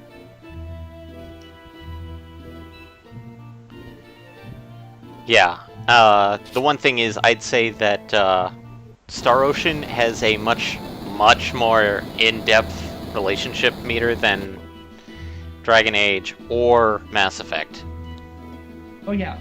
Not to mention that aside from the items, it's nowhere near as easily cheesable. Yeah. Because in Dragon Age especially, I know for a fact, it's easy to sit there and deliberately cheese it and play with their hearts and do this perfect and do that perfect, and actually end up going through a play where you can actually go through a single game where you have a relationship with almost every character. And the only reason I say almost is because of the characters that you can have relationships with, there is one straight male and one straight female. So you cannot, with one character, get both of them, obviously. And we just entered the Salvia Drift, and we have about 15 minutes. That should be more than enough time. I'm gonna save, just... Yep.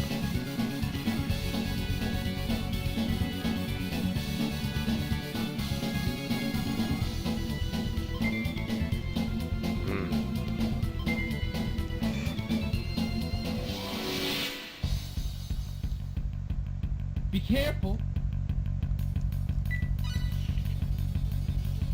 Ha! Yeah.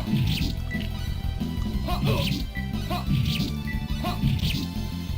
Yep, things are dying in about 2 Like hits. we won. And I don't have my favorite weapon anymore. I don't have the deadly weapon phaser gun. Well, I mean, you still have the deadly weapon phase gun. It's just run out of charge. You don't have a way of recharging it because they don't exactly have USB chargers for that, or walls to plug USB charger into. Ha! Ha! Ha! Or those other outlets. They definitely have walls. Uh-oh. Ha! Yep. Ha! And that's a lot. Looks like we won. This game has one mechanic I liked, which is, oh, back attack? Not always the same. Oh great, we got another useless decoration. Yay!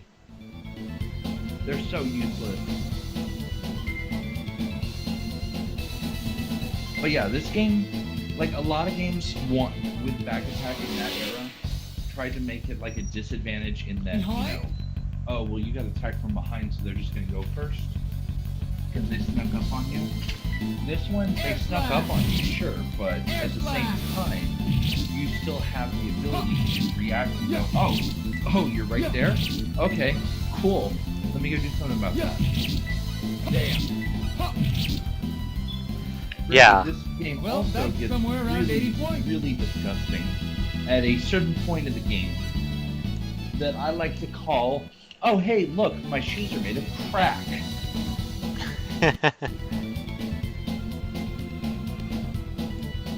The one point in the entire game, in any RPG I can think of, where you are choosing your footwear not based on its armor rating.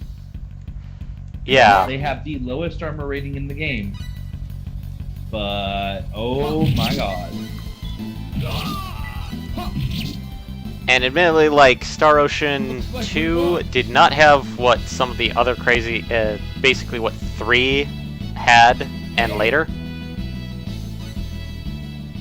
Which was the whole, oh god, let's basically put achievements to everything, and then achievements on top of achievements. Well, of course, but I mean, achievements, The enemy. you have to keep in mind the generation of achievements. Achievement whoring or completionism by achievement didn't really take a lot of effect until like I want to say like 04 Unexpectedly. is really when you started seeing a lot of trophies and achievements as things. Well, 3 kind of had achievements in it, but not in the sense of like PS3 achievements. It was like you unlock this stuff and then you get bonuses. Oh, okay, I see what you're saying. Well, I mean, in that respect, 2 had something kind of, but not really like that. So 2 has a little thing, and we didn't really show when we started up the game, but 2 has a thing called Voice Gallery. Yep. As you're playing through the game, on your various saves, you're unlocking the different voice clips that you're hearing in the game. That was easy. Yeah, all that kind of stuff. Yeah. Burn! Yeah! Reina! The enemy. I can't What? go on. Oh wait, no, it's I can't go on. Yeah. Claude has advanced forward. Oh, that's around like level 30 that one starts coming up. Anyways, but yeah, there's a lot. There are, I want to say, around 1,000 of those little voice clips. And you are Unlocked. Huh? and you're not going to unlock them right like all of them in one playthrough. No, it's physically impossible. The enemy. Because and this is kind of one of the things that we were talking about way back at the beginning of the stream, is that there are certain characters that are lost based on who your hero is, and there are certain characters that if you take A, you cannot take B. Mm-hmm. So, and you have a limit of 8 characters per game with something like, I want to say like 12 total playable characters. I believe it is 12. Also, one of the taglines for when this game came out was over 40 different endings. The enemy. Which is Which kind is of definitely true. I say kind of. I would definitely say there's over 40. Because if you think about it, there's, I believe it's 6 male, 6 female characters. No, stop it, Bunny. Each male to female combination has a total of 2 possible endings. Each male to male combination has 1 possible ending. Yeah. Plus, each character has a solo ending. So you have 12 solo endings. Plus, let me think. Jeez. Oh my god. My math. Math is not good right now. So each male can, with females, that would be a total of 12 possibilities. Each male with other males, that'd be a total of 5 different possibilities. Plus there's solos, so that's a total of 6 plus 5 plus 1 is 12 for the first character of each gender. Yeah. And then reduce that down. I actually want to say it comes out closer to 60 total possibilities. But I mean, technically it's double permutation, which is already complicated as fuck to begin with. That you have a double permutation. Yeah. But yeah, it's actually closer to like 60 almost. Because, like I said, each male character has the possibility of a solo ending, a paired ending with each male character, and 2 different paired endings with each female character. Yep. So, go down the male list, so we'll say 12 for Claude, 11 for the next guy, 10 for the next guy, 9 for the next guy, 8 for the next guy, 7 for the next guy. So 7, 8, 9, 10, 11, 12. So that's 19 times 3 is 57. Ah, yes. This is the name. Allen Tax. Each of the 6 girls has a solo, and each of the 6 girls has 1 with each of the other girls. Yep. So that's another 15, 21. So actually, no, it's actually closer to 80. Yeah. They definitely changed. They changed his name in the later games. I think it was just Alan in the later games. No, his name's Alan in this one, but... Even during this. Oh, yeah. No, I mean, even during this. I don't think they ever did the whole, Alan Tax thing. Oh, I'm right in the middle of a sacred wedding. This doesn't look like a wedding, sir. This looks more like, Yeah, this looks more like no means no. So could you not, please? Yeah, this definitely is a huge no situation. And that is not a way to become one, sir. That is a way to become, neutered. This is a way to get this right here, what you're doing, Alan Tax, is a way to get you on some watch lists. Or should I say registries.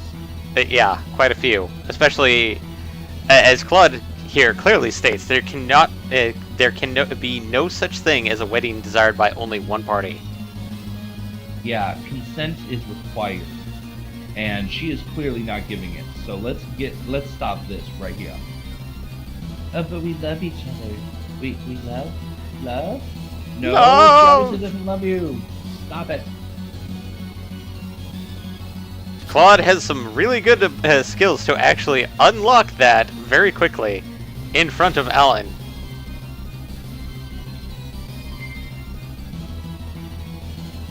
And whatever that green stone is. Yes, Ladies and gentlemen, welcome to one of the recurring tropes of this series. Back. Here's the enemy. Looks strong. That greenstone is a recurring trope. Shooting stars. Air slash. Air slash. Oh, And hey. here we go. Yeah. Hey, look, it's Demon Allen. Ha. Ha. And I beat We him have a full score with this. real quick. Well, yeah, you power leveled like I said to. Of course you beat him really quick. And Renegades has in 2 increased. Yep. Yeah, we went through that much quicker. I knew that was gonna be the case. That's why I always grind up to level 5 before ever entering the drift. For that exact reason. And I am an ass. It makes this fight so safe. Yeah. And I'm an idiot as a child because I usually just ran over here like I'm an idiot. Well, different people have different ideas of what's fun. You enjoy a more challenging gameplay most of the time. Most of the time, admittedly, I'm a self-admitted player of Dark Souls and Bloodborne and Demon Whereas Souls. I'm a self-admitted hater of those games. Not like hater, like hater, like oh my god, I just can't even. I do not enjoy those games. I do not find that part fun. Instead of you finding I was watching a very interesting. Well, you know, I'm a fan of Game Gear. Yeah. The YouTube channel Game Gear. Exactly. Sorry. It's okay. So I was watching. It wasn't MatPat. It was Austin, the science stuff. Oh, yeah, I love Austin's. And the science of Dark Souls, where he went into music theory and explained how all the major enemies and like all the bosses all attack in 4/4 time, in time and rhythm to the music behind them. Yeah. Except for what was the one's name? It was something. Can you describe what it looked like? Giant ghost snake woman. The Arboreal Dancer? Thank you. The Yes, Boreal. that's- The Boreal Dancer. Boreal. Yeah, the Boreal dancer. The dancer of Boreal or something like that. Yeah. So yeah, because apparently she attacks in 3/4 time, and instead of attacking on the downbeat, instead of attacking on the downbeat, she attacks partway through the measure. Yeah. In 3/4 time. And that was a really interesting to watch because that was like, wait a minute, what? Because some people, like Mysterious Player X, who I've let him play the Dark Souls and Bloodborne games, he absolutely hated the Boreal Dancer because of how he couldn't get the timing right. Because she's off tempo. Yep. Because the human mind is automatically, I mean, there's a reason why all the studies link, like classical music in the womb and, classical music for meditation or for focus and all this and that. There's a reason that there's all these different studies that link all this stuff together for concentration and all that. Because we are, by nature, to a degree, programmed with that, that rhythm, time, and music. If we have a song that we've got going and it's our boss fight theme, it sets the tone, the tempo and the music sets the tone for the fight. And with every other fight in the game, following the tempo and following the tone, you get very used to, okay, I'm playing along with the music. And then all of a sudden you get to the Dancer Boreal, and it's like, I'm trying to fight along with the music, but that means I'm dodge rolling too early, or I'm blocking too late, or whatever, and now I'm in trouble. I'm in big trouble. Mm-hmm. Because of course Dark Souls being Dark Souls hard, which is like Nintendo Hard plus 2. I would technically I'd put Dark Souls 3 as Nintendo Hard plus or minus 1, depending on which games you played as. Depending on. Yeah, because I would definitely not put it at the same level as Battletoads. I was gonna say Contra. Contra, minus I the would put it code. as even as Contra. Minus the code. Minus the 30 lives thing, yeah. I mean, if you had the 30 lives, it would be equal to Contra. So you say Dark Souls is harder, or is easier than Contra without using the 30 lives code? Yes, because the one thing that I've come to, and this is a huge thing, that if you ever try to play the games, death is the least of your worries. The loss of souls, except in Dark Souls 2, which is a horrible mechanic. The loss of souls, or blood echoes, if you play Bloodborne, is the least of your worries. They are not really big deals. And you have to come to terms with that really early on, because if you're a perfectionist gamer, zero death run, Dark Souls does not play that game. Dark Souls will, like, at one point sooner or later, you will die. And I will admit, I've died more, not more to the bosses, but more to the basic enemies than anything. Because of overconfidence. I mean, I can sit down and play Zelda and do a zero death run, and I'm not even breaking a sweat. But then again, I'm also horribly lazy, so half the time I'm like, I'll just eat the hit, and it's like, oh wait, I don't have a lot of health left. Whereas, if I start playing Dark Souls, I have to get into the game in order to play the game and enjoy it. Which, to some people, that's a horrible thing to do. Because some of us don't play, some people don't play games for the thrill of the fight. Which, I mean, I'm kind of a yes and no. I don't play, like, what you consider the thrill of the fight, I consider the difficulty curve. And I don't play for a super harsh difficulty curve. I play for a moderate, what I would consider a fair difficulty curve. I play more for the story, but I do enjoy, having to, actually work for the victory. I don't want to play on easy mode. But at the same time, I also don't want to try and do like an hardcore no death balls to the wall run. Yeah, the balls to the walls run. I hate the people that are, and I've seen people who've done this where I swear I stumbled upon a Let's Play of Dark Souls 1. And the guy started out going like, I'm going to do a zero death run, and if I die at any point, I'm giving up this game. Guess what fucking happened? First of all, I was going to say, first of all, that's a bad life choice, because that's 2 minutes into the game, you're shutting it down. Yeah. Because certain games, like if he was doing Demon Souls was really bad. And I do mean really bad because the first boss you meet is technically there to basically tell you off, saying, hey, you're going to die. Get used to it.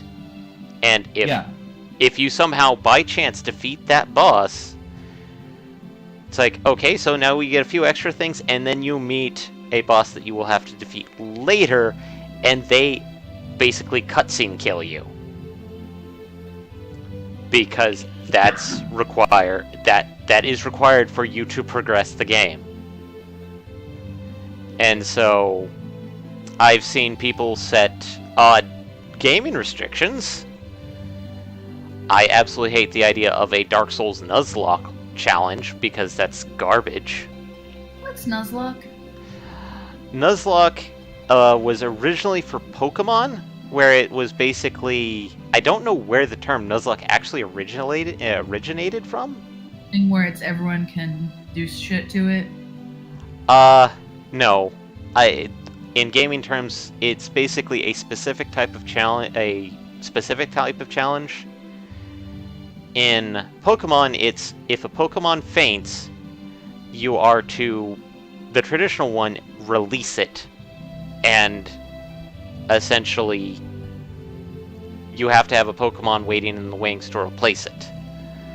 Yeah, I've seen release it. I've seen where you're allowed to keep it down and then you take it back to the PC and you use one PC box to store them. Mm-hmm. But yeah, essentially, if it's downed, you treat it as dead. Yes. So, basically, the Dark Souls Nuzlocke challenge is get as far as you can in a game, and when you die, you die. That's it. Stop. You can no longer play that character. Which, with the exception, of course, of the cutscene death, because that's programmed into the game. There's nothing to do with that. yeah. And for Dark Souls, that generally most of the Nuzlocke challenges I've seen that usually stop at in Dark Souls, not Demon Souls, Dark Souls. They usually get, if they can get past the Asylum Demon, which they should, most tend to fall at the Bell Demon, the Bell Gargoyle boss, because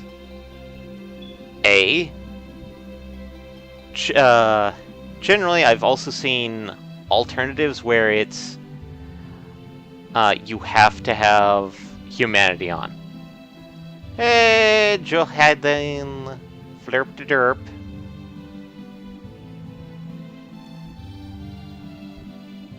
But yeah, admittedly, some of the other challenges I kind of like the Guts challenge. What's the Guts challenge? I know you're not a fan of the series, Michael, but did you ever read Berserk? No. Okay. It's going pretty good, Jordan. We're just kind of wrapping up. We've been going for a little over 2 hours, so Yeah. pretty much closing time. But the main character, Guts, essentially wields a big sword and pretty much gallivants around in very light armor until... Wow. No. Cloud wishes he could be Guts. Trust me on this. Big sword. So basically a Dark Souls Guts challenge is get a Zweihander, which is an actual weapon in real life, but and then equip the lightest armor possible, and then go through the game with as little healing as possible.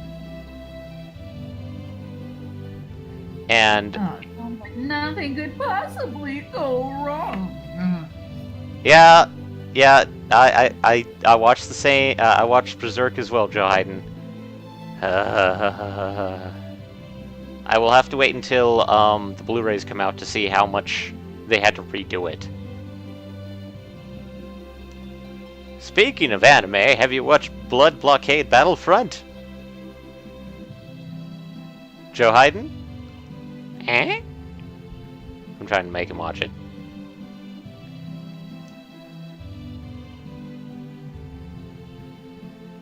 And that's also a very weird table, because that looks like a piano. And is that a faucet?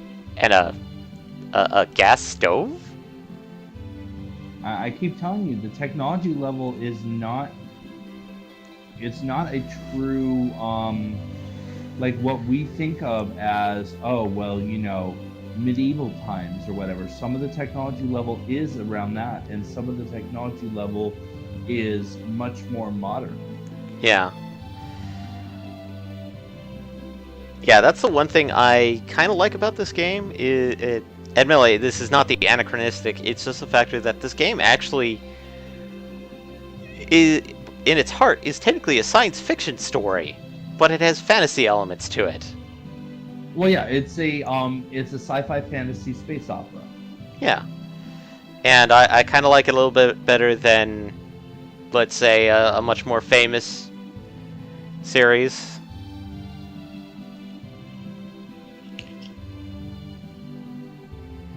Mostly. You cut out. You didn't. I didn't catch what the much more famous series is. Oh, I didn't say it. Oh, okay. But yeah, I really don't like, you know, the Mass Effects. Vader, Joe hiding. Take care, Joe. We'll see you later. But yeah, I would say, the Mass Effect games, I personally don't care for them as much because I do prefer my RPGs to have an element of fantasy. So the fact that they're pure sci-fi is less to me. I kind of think that's the same reason why the Fallout series I've always had a really hard time getting super sucked into, because again, they have a very sci-fi feel. They don't have as strong of a fantasy feel. Whereas Oblivion, Skyrim, I will play the fuck out of those games because they have that fantasy feel. And for me, it's like, I like RPGs and I like science fiction RPGs. They're very few and far between, though. Considering that the only one that I could think of that is nowadays a kind of topical issue, much to my chagrin, is Phantasy Star. Which is weird to me that is once again a topical issue. Your chagrin aside. Mostly because of the factor that the only Phantasy Star that's available is only available in Japan, Phantasy Star Online 2, which it got announced that it was coming stateside back in 2011, I think. And nada at all.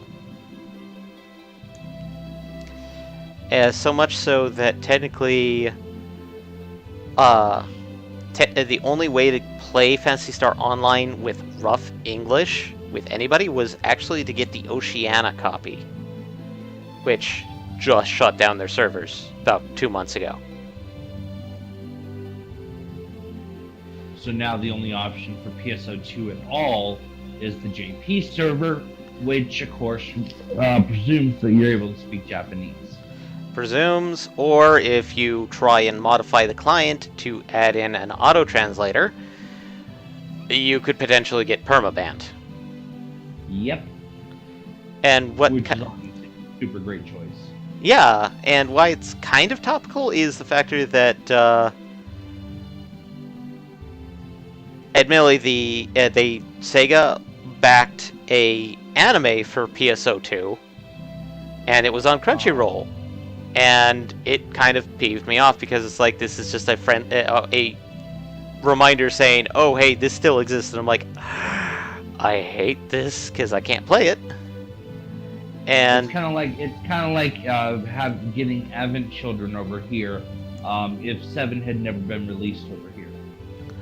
Or actually, I would probably say something similar to the lines of, if Final Fantasy VI was the last Final Fantasy, and then let's get to the PS3 era, and then Final Fantasy X HD came out, you're like, what?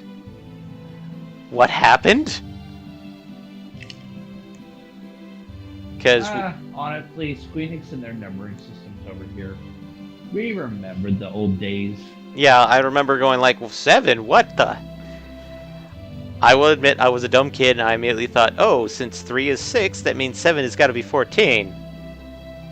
Nope.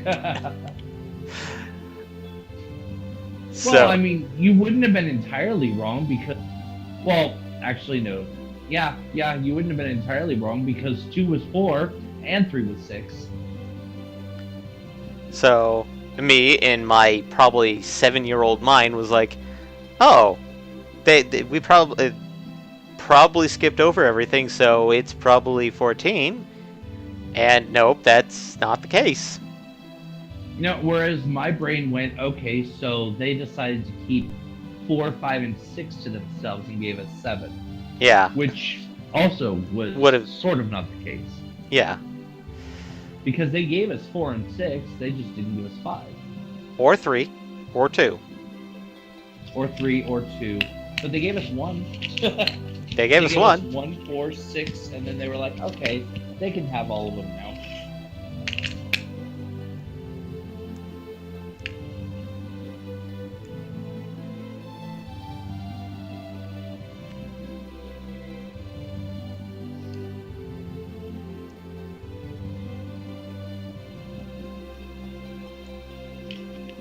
Also, here's a big thing. You do not have to recruit Reyna.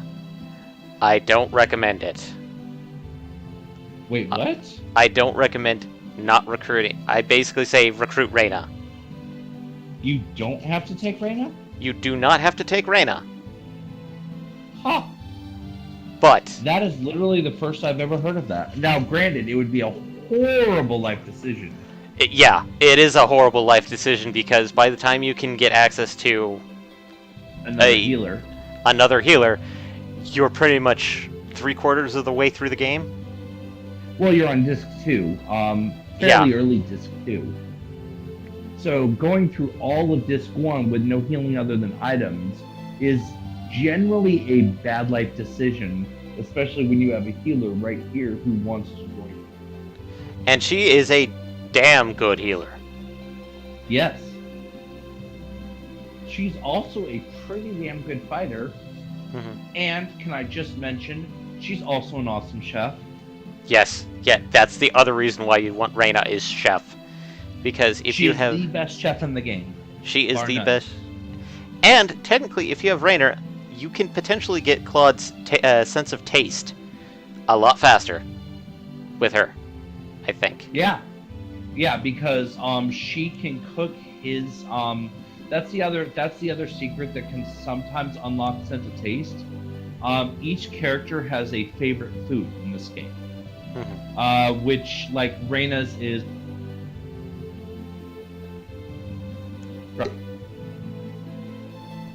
yeah, he seems like a steak and potatoes kind of guy, right? Right. But if you feed them their favorite food and they do not have sense of taste unlocked, there is a chance that you unlock sense of taste by doing so.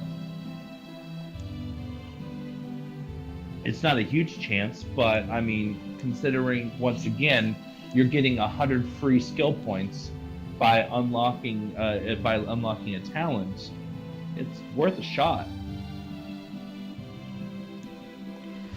So it's always best to have certain. I know some people go like, "Oh, why are you getting so and so when when so and so later on is a much better crafter?" I'm like, that is...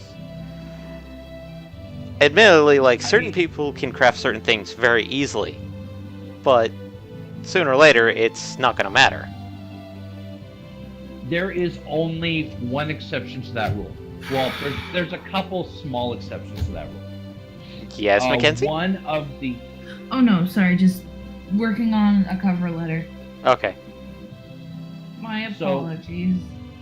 One or a couple of the crafting types, like blacksmithing and engineering, because again, this world has crazy weird technology differences. But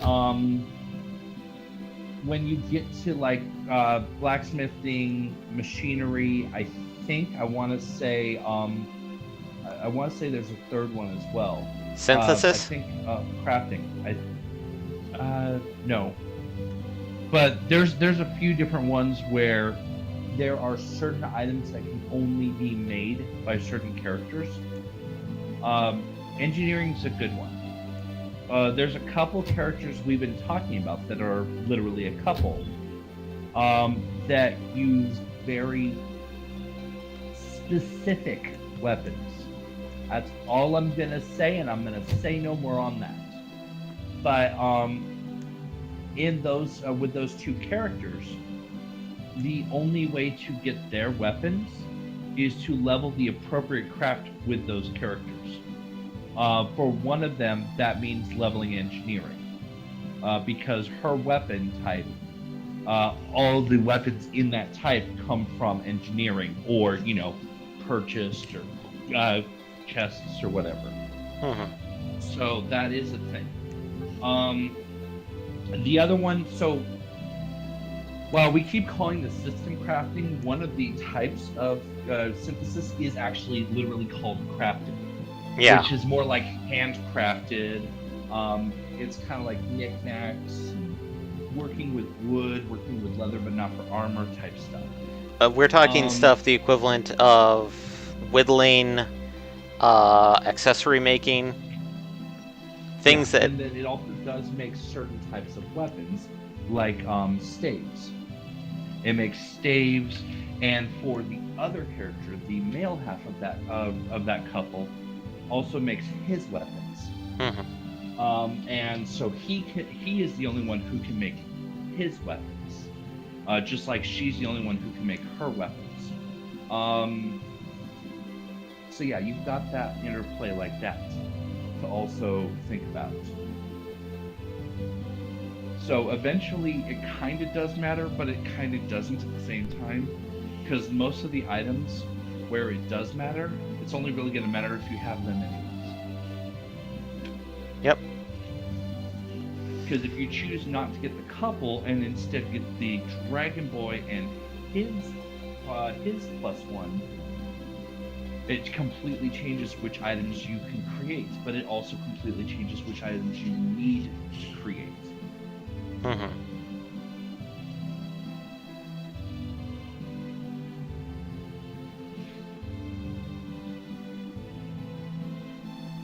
And that's enough of my rant on that. I just wanted to kind of clarify a little bit, because there is a difference. Just it ends up not mattering.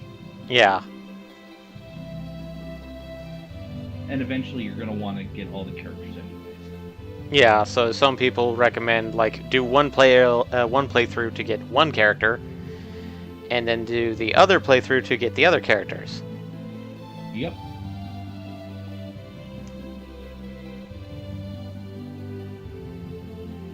There's actually, at least there used to be, I haven't been on GameFAQs in a while, but there used to be two specific lists of, if you're playing as this character, we recommend you do this to get this one, and then this to do this one, and then this to get this one, etc., etc., etc., all the way down the list. Or if you're playing as this character, da da da da da da da da da. Now, from the sounds of it, we may be flipping that on its head in this playthrough as we continue on into future episodes. Yeah. Because the list I remember said, if Claude, then Dragon Boy and Tech Girl. Yeah. Which, admittedly, Tech Girl is, I kind of like her design, I just hate her personality. If you get Dragon Boy, you have to get her because of their symbol. Yeah. Just like if you don't get him, you might as well, in the other playthrough, get the other option from that town. Which then locks one of the two options from Disc 2. Whereas in the playthrough with Dragon Boy, you can get both options from Disc 2. Because there's there's 3 core characters that you should get in both playthroughs, which are Claude, Reyna, and the next character you get. Yep. I think we've mentioned her name already. Actually I did say Celine. So yeah, Celine. Yep. And trust me, if people don't like the kind of homely girl, Celine is the Excuse me, what? Well, Celine is the pandering girl. I heard homely girl. You called? No. In game, Rena is considered the homely girl, the demure kind of reserved kind of character where people are like, oh, She's nice. Less homely. It's not that she's homely, it's that she's a homebody. Yeah. I was just trying to be silly.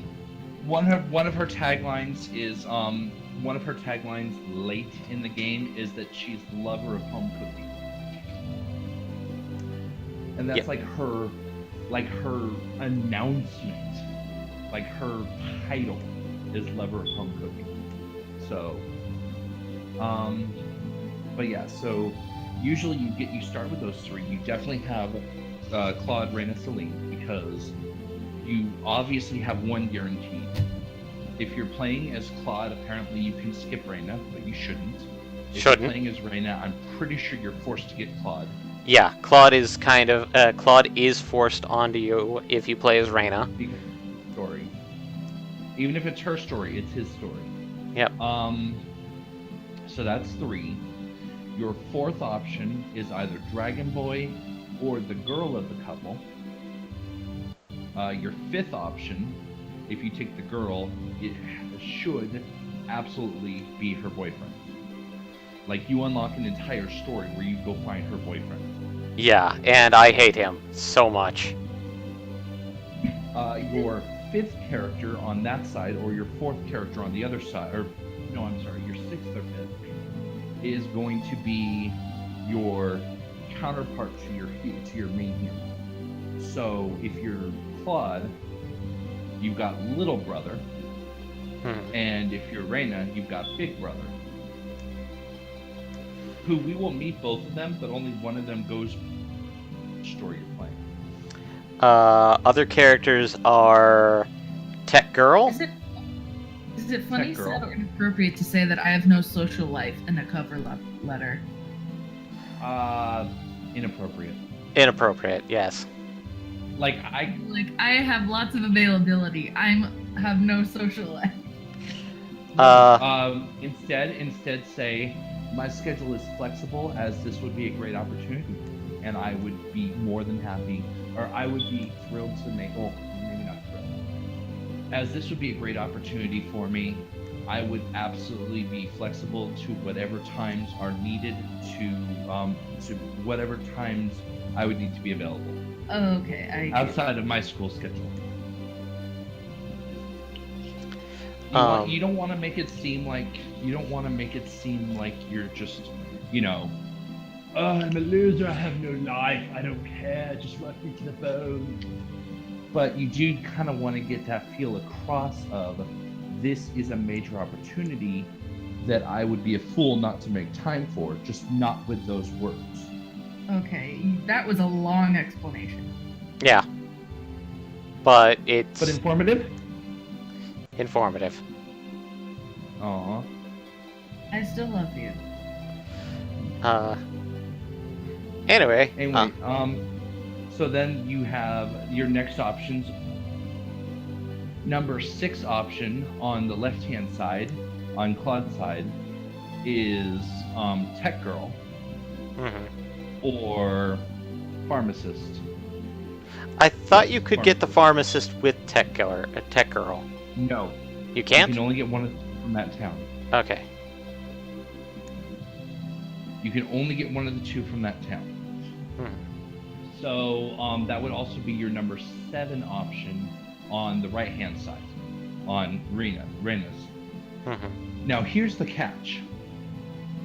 If you've been getting all these characters so far, when you hit disc 2, there's 2 more characters you can get both of. But if you're on Reyna's playthrough, and you've gotten everything we've said so far, you've only got 1 slot. So you have to choose between the Naturalist and the Reporter. And I'll be honest, I like the Reporter, and the Naturalist was kind of okay, second healer. Yeah, which, I mean, fair. And honestly, of the 2, I definitely prefer the Reporter as well. The Naturalist is kind of, he's cool and all. I like his story and I like what he's doing, but combat-wise, he's very redundant. There is no point in the game where you need 2 healers. If you need 2 healers, A, you just gimps the hell out of your DPS, which means now you're really in trouble. Yeah. And B, go level. Go grind. Yeah. I mean, if you don't, like, I will say the naturalist is what you called him. Mm-hmm. Or conservationist, if you prefer. I'll say conservationist, since I know the story. Okay. I feel that I like him because of the fact that it's like, okay, this gives me a character I can switch Reyna out with, so I don't have to keep her in the party. But then it's like, I sat there for a moment, like, after seeing some of his spell selection, it's like, they're not as powerful as Reyna's. Oh, they're not. Boy. Now, the thing is to put it in a Final Fantasy kind of perspective, as I've been doing all night. Mm-hmm. Reyna is a white mage. Yep. She is a purist healer. Well, not a purist. She has some DPS, but her primary focus is healing. She does healing very well. She is very good at healing and is definitely the stronger healing option. Conversely, the conservationist is more of a red mage. He does have healing options, and they have a sufficient potency, especially when properly geared. I think he also shares weapons with her, because I think he also uses fist weapons. Yeah, I believe so too. But he also has DPS, or he also has DPS spells. He's capable of going in and doing pretty good sized nukes. Reyna at much later levels does have one spell in particular that is a very good sized nuke. Mm-hmm. But when you have Reyna in your party, you don't want her nuking. Because Nope. you're gonna need healing. By the time you get that spell, healing is no longer optional. It is needed. Healing is now mandatory. B is that her pretty spell that does so much damage is also super mana intensive, which means a lot less healing is available. It eats up the mana like crazy. It does.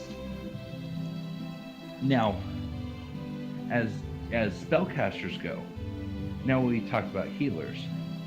My favorite caster, well, we haven't talked about it yet, so I can't really talk about it. But you know who I'm talking about. Good old Celine.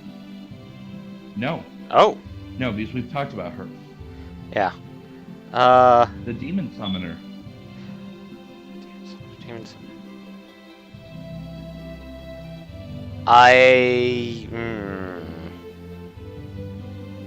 Really? My brain is farting because, like, I'm trying to remember all the characters. We're on Claude's playthrough. Claude's playthrough. Dragon Boy? No. I could do this all by myself. I mean, if I wanted to. Oh, God. Favorite nuker. Yeah. Because his nukes are, at an early point in the game, he starts getting some truly world-shattering nukes.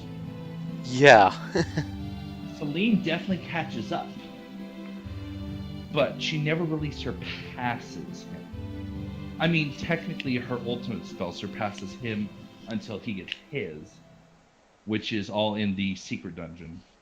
Which... But during the core story, she never really catches up to him.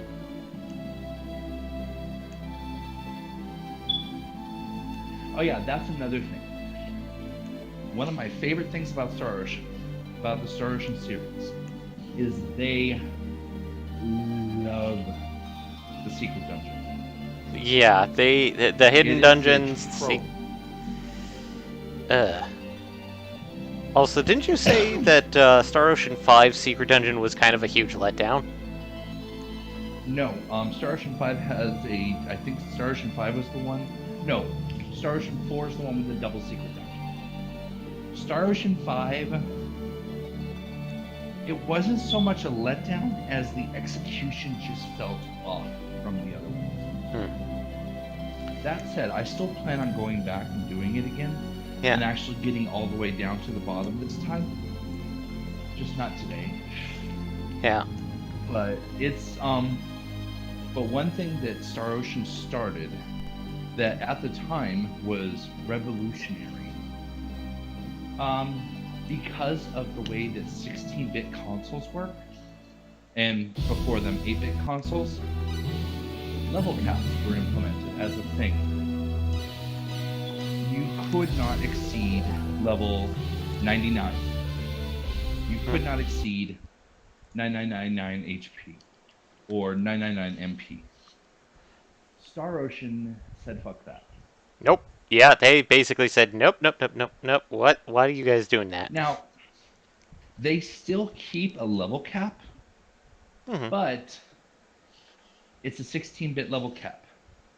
Literally. 255. Exactly. Level cap of 255. Which, for those of you who may not be familiar with coding, is the highest possible integer storable in 2 bits. Or 2 bytes, I mean to say, right? Yeah, 2 bits. Is it 2 bits? No, it's 2 bytes. You're right. Yeah, because a bit can only store 1 0. 1 or 0. Whereas a So byte a is byte- 8 bits. Yeah, so a byte can store a variation up to 111111111. Which is 128.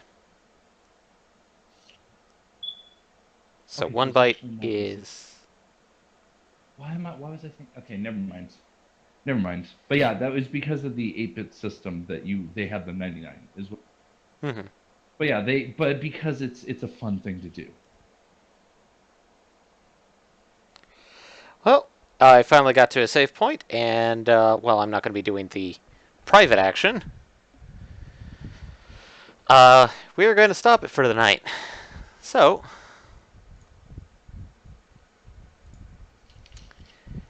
in this case, thanks for joining us.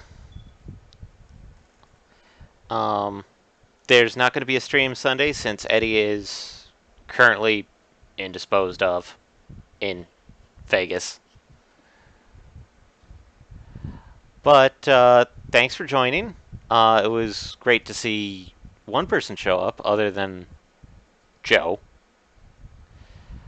You But don't have to say it like that. Joe's still a guest. Joe's still good, but he's kind of one of those people that's like, oh, yay, nice. Nice to see him again. But thanks for joining, even if you didn't kind of pop in the chat. I know it's kind of dead, but please, please, please, please, please speak next time. As such, As usual, please be sure to check out the various social media place things, the Instagrams and Facebooks and Snapchats and Instagrams, and all the other fun stuff that kids use these days. As such, thanks for joining us, and tune in next Friday for probably a continuation. Yay, continuation. You mean we're actually going to play the same game 2 weeks in a row? Madness. We did it with Synchronicity, so... Yeah, but that was literally... anyways, bye! Night, everybody.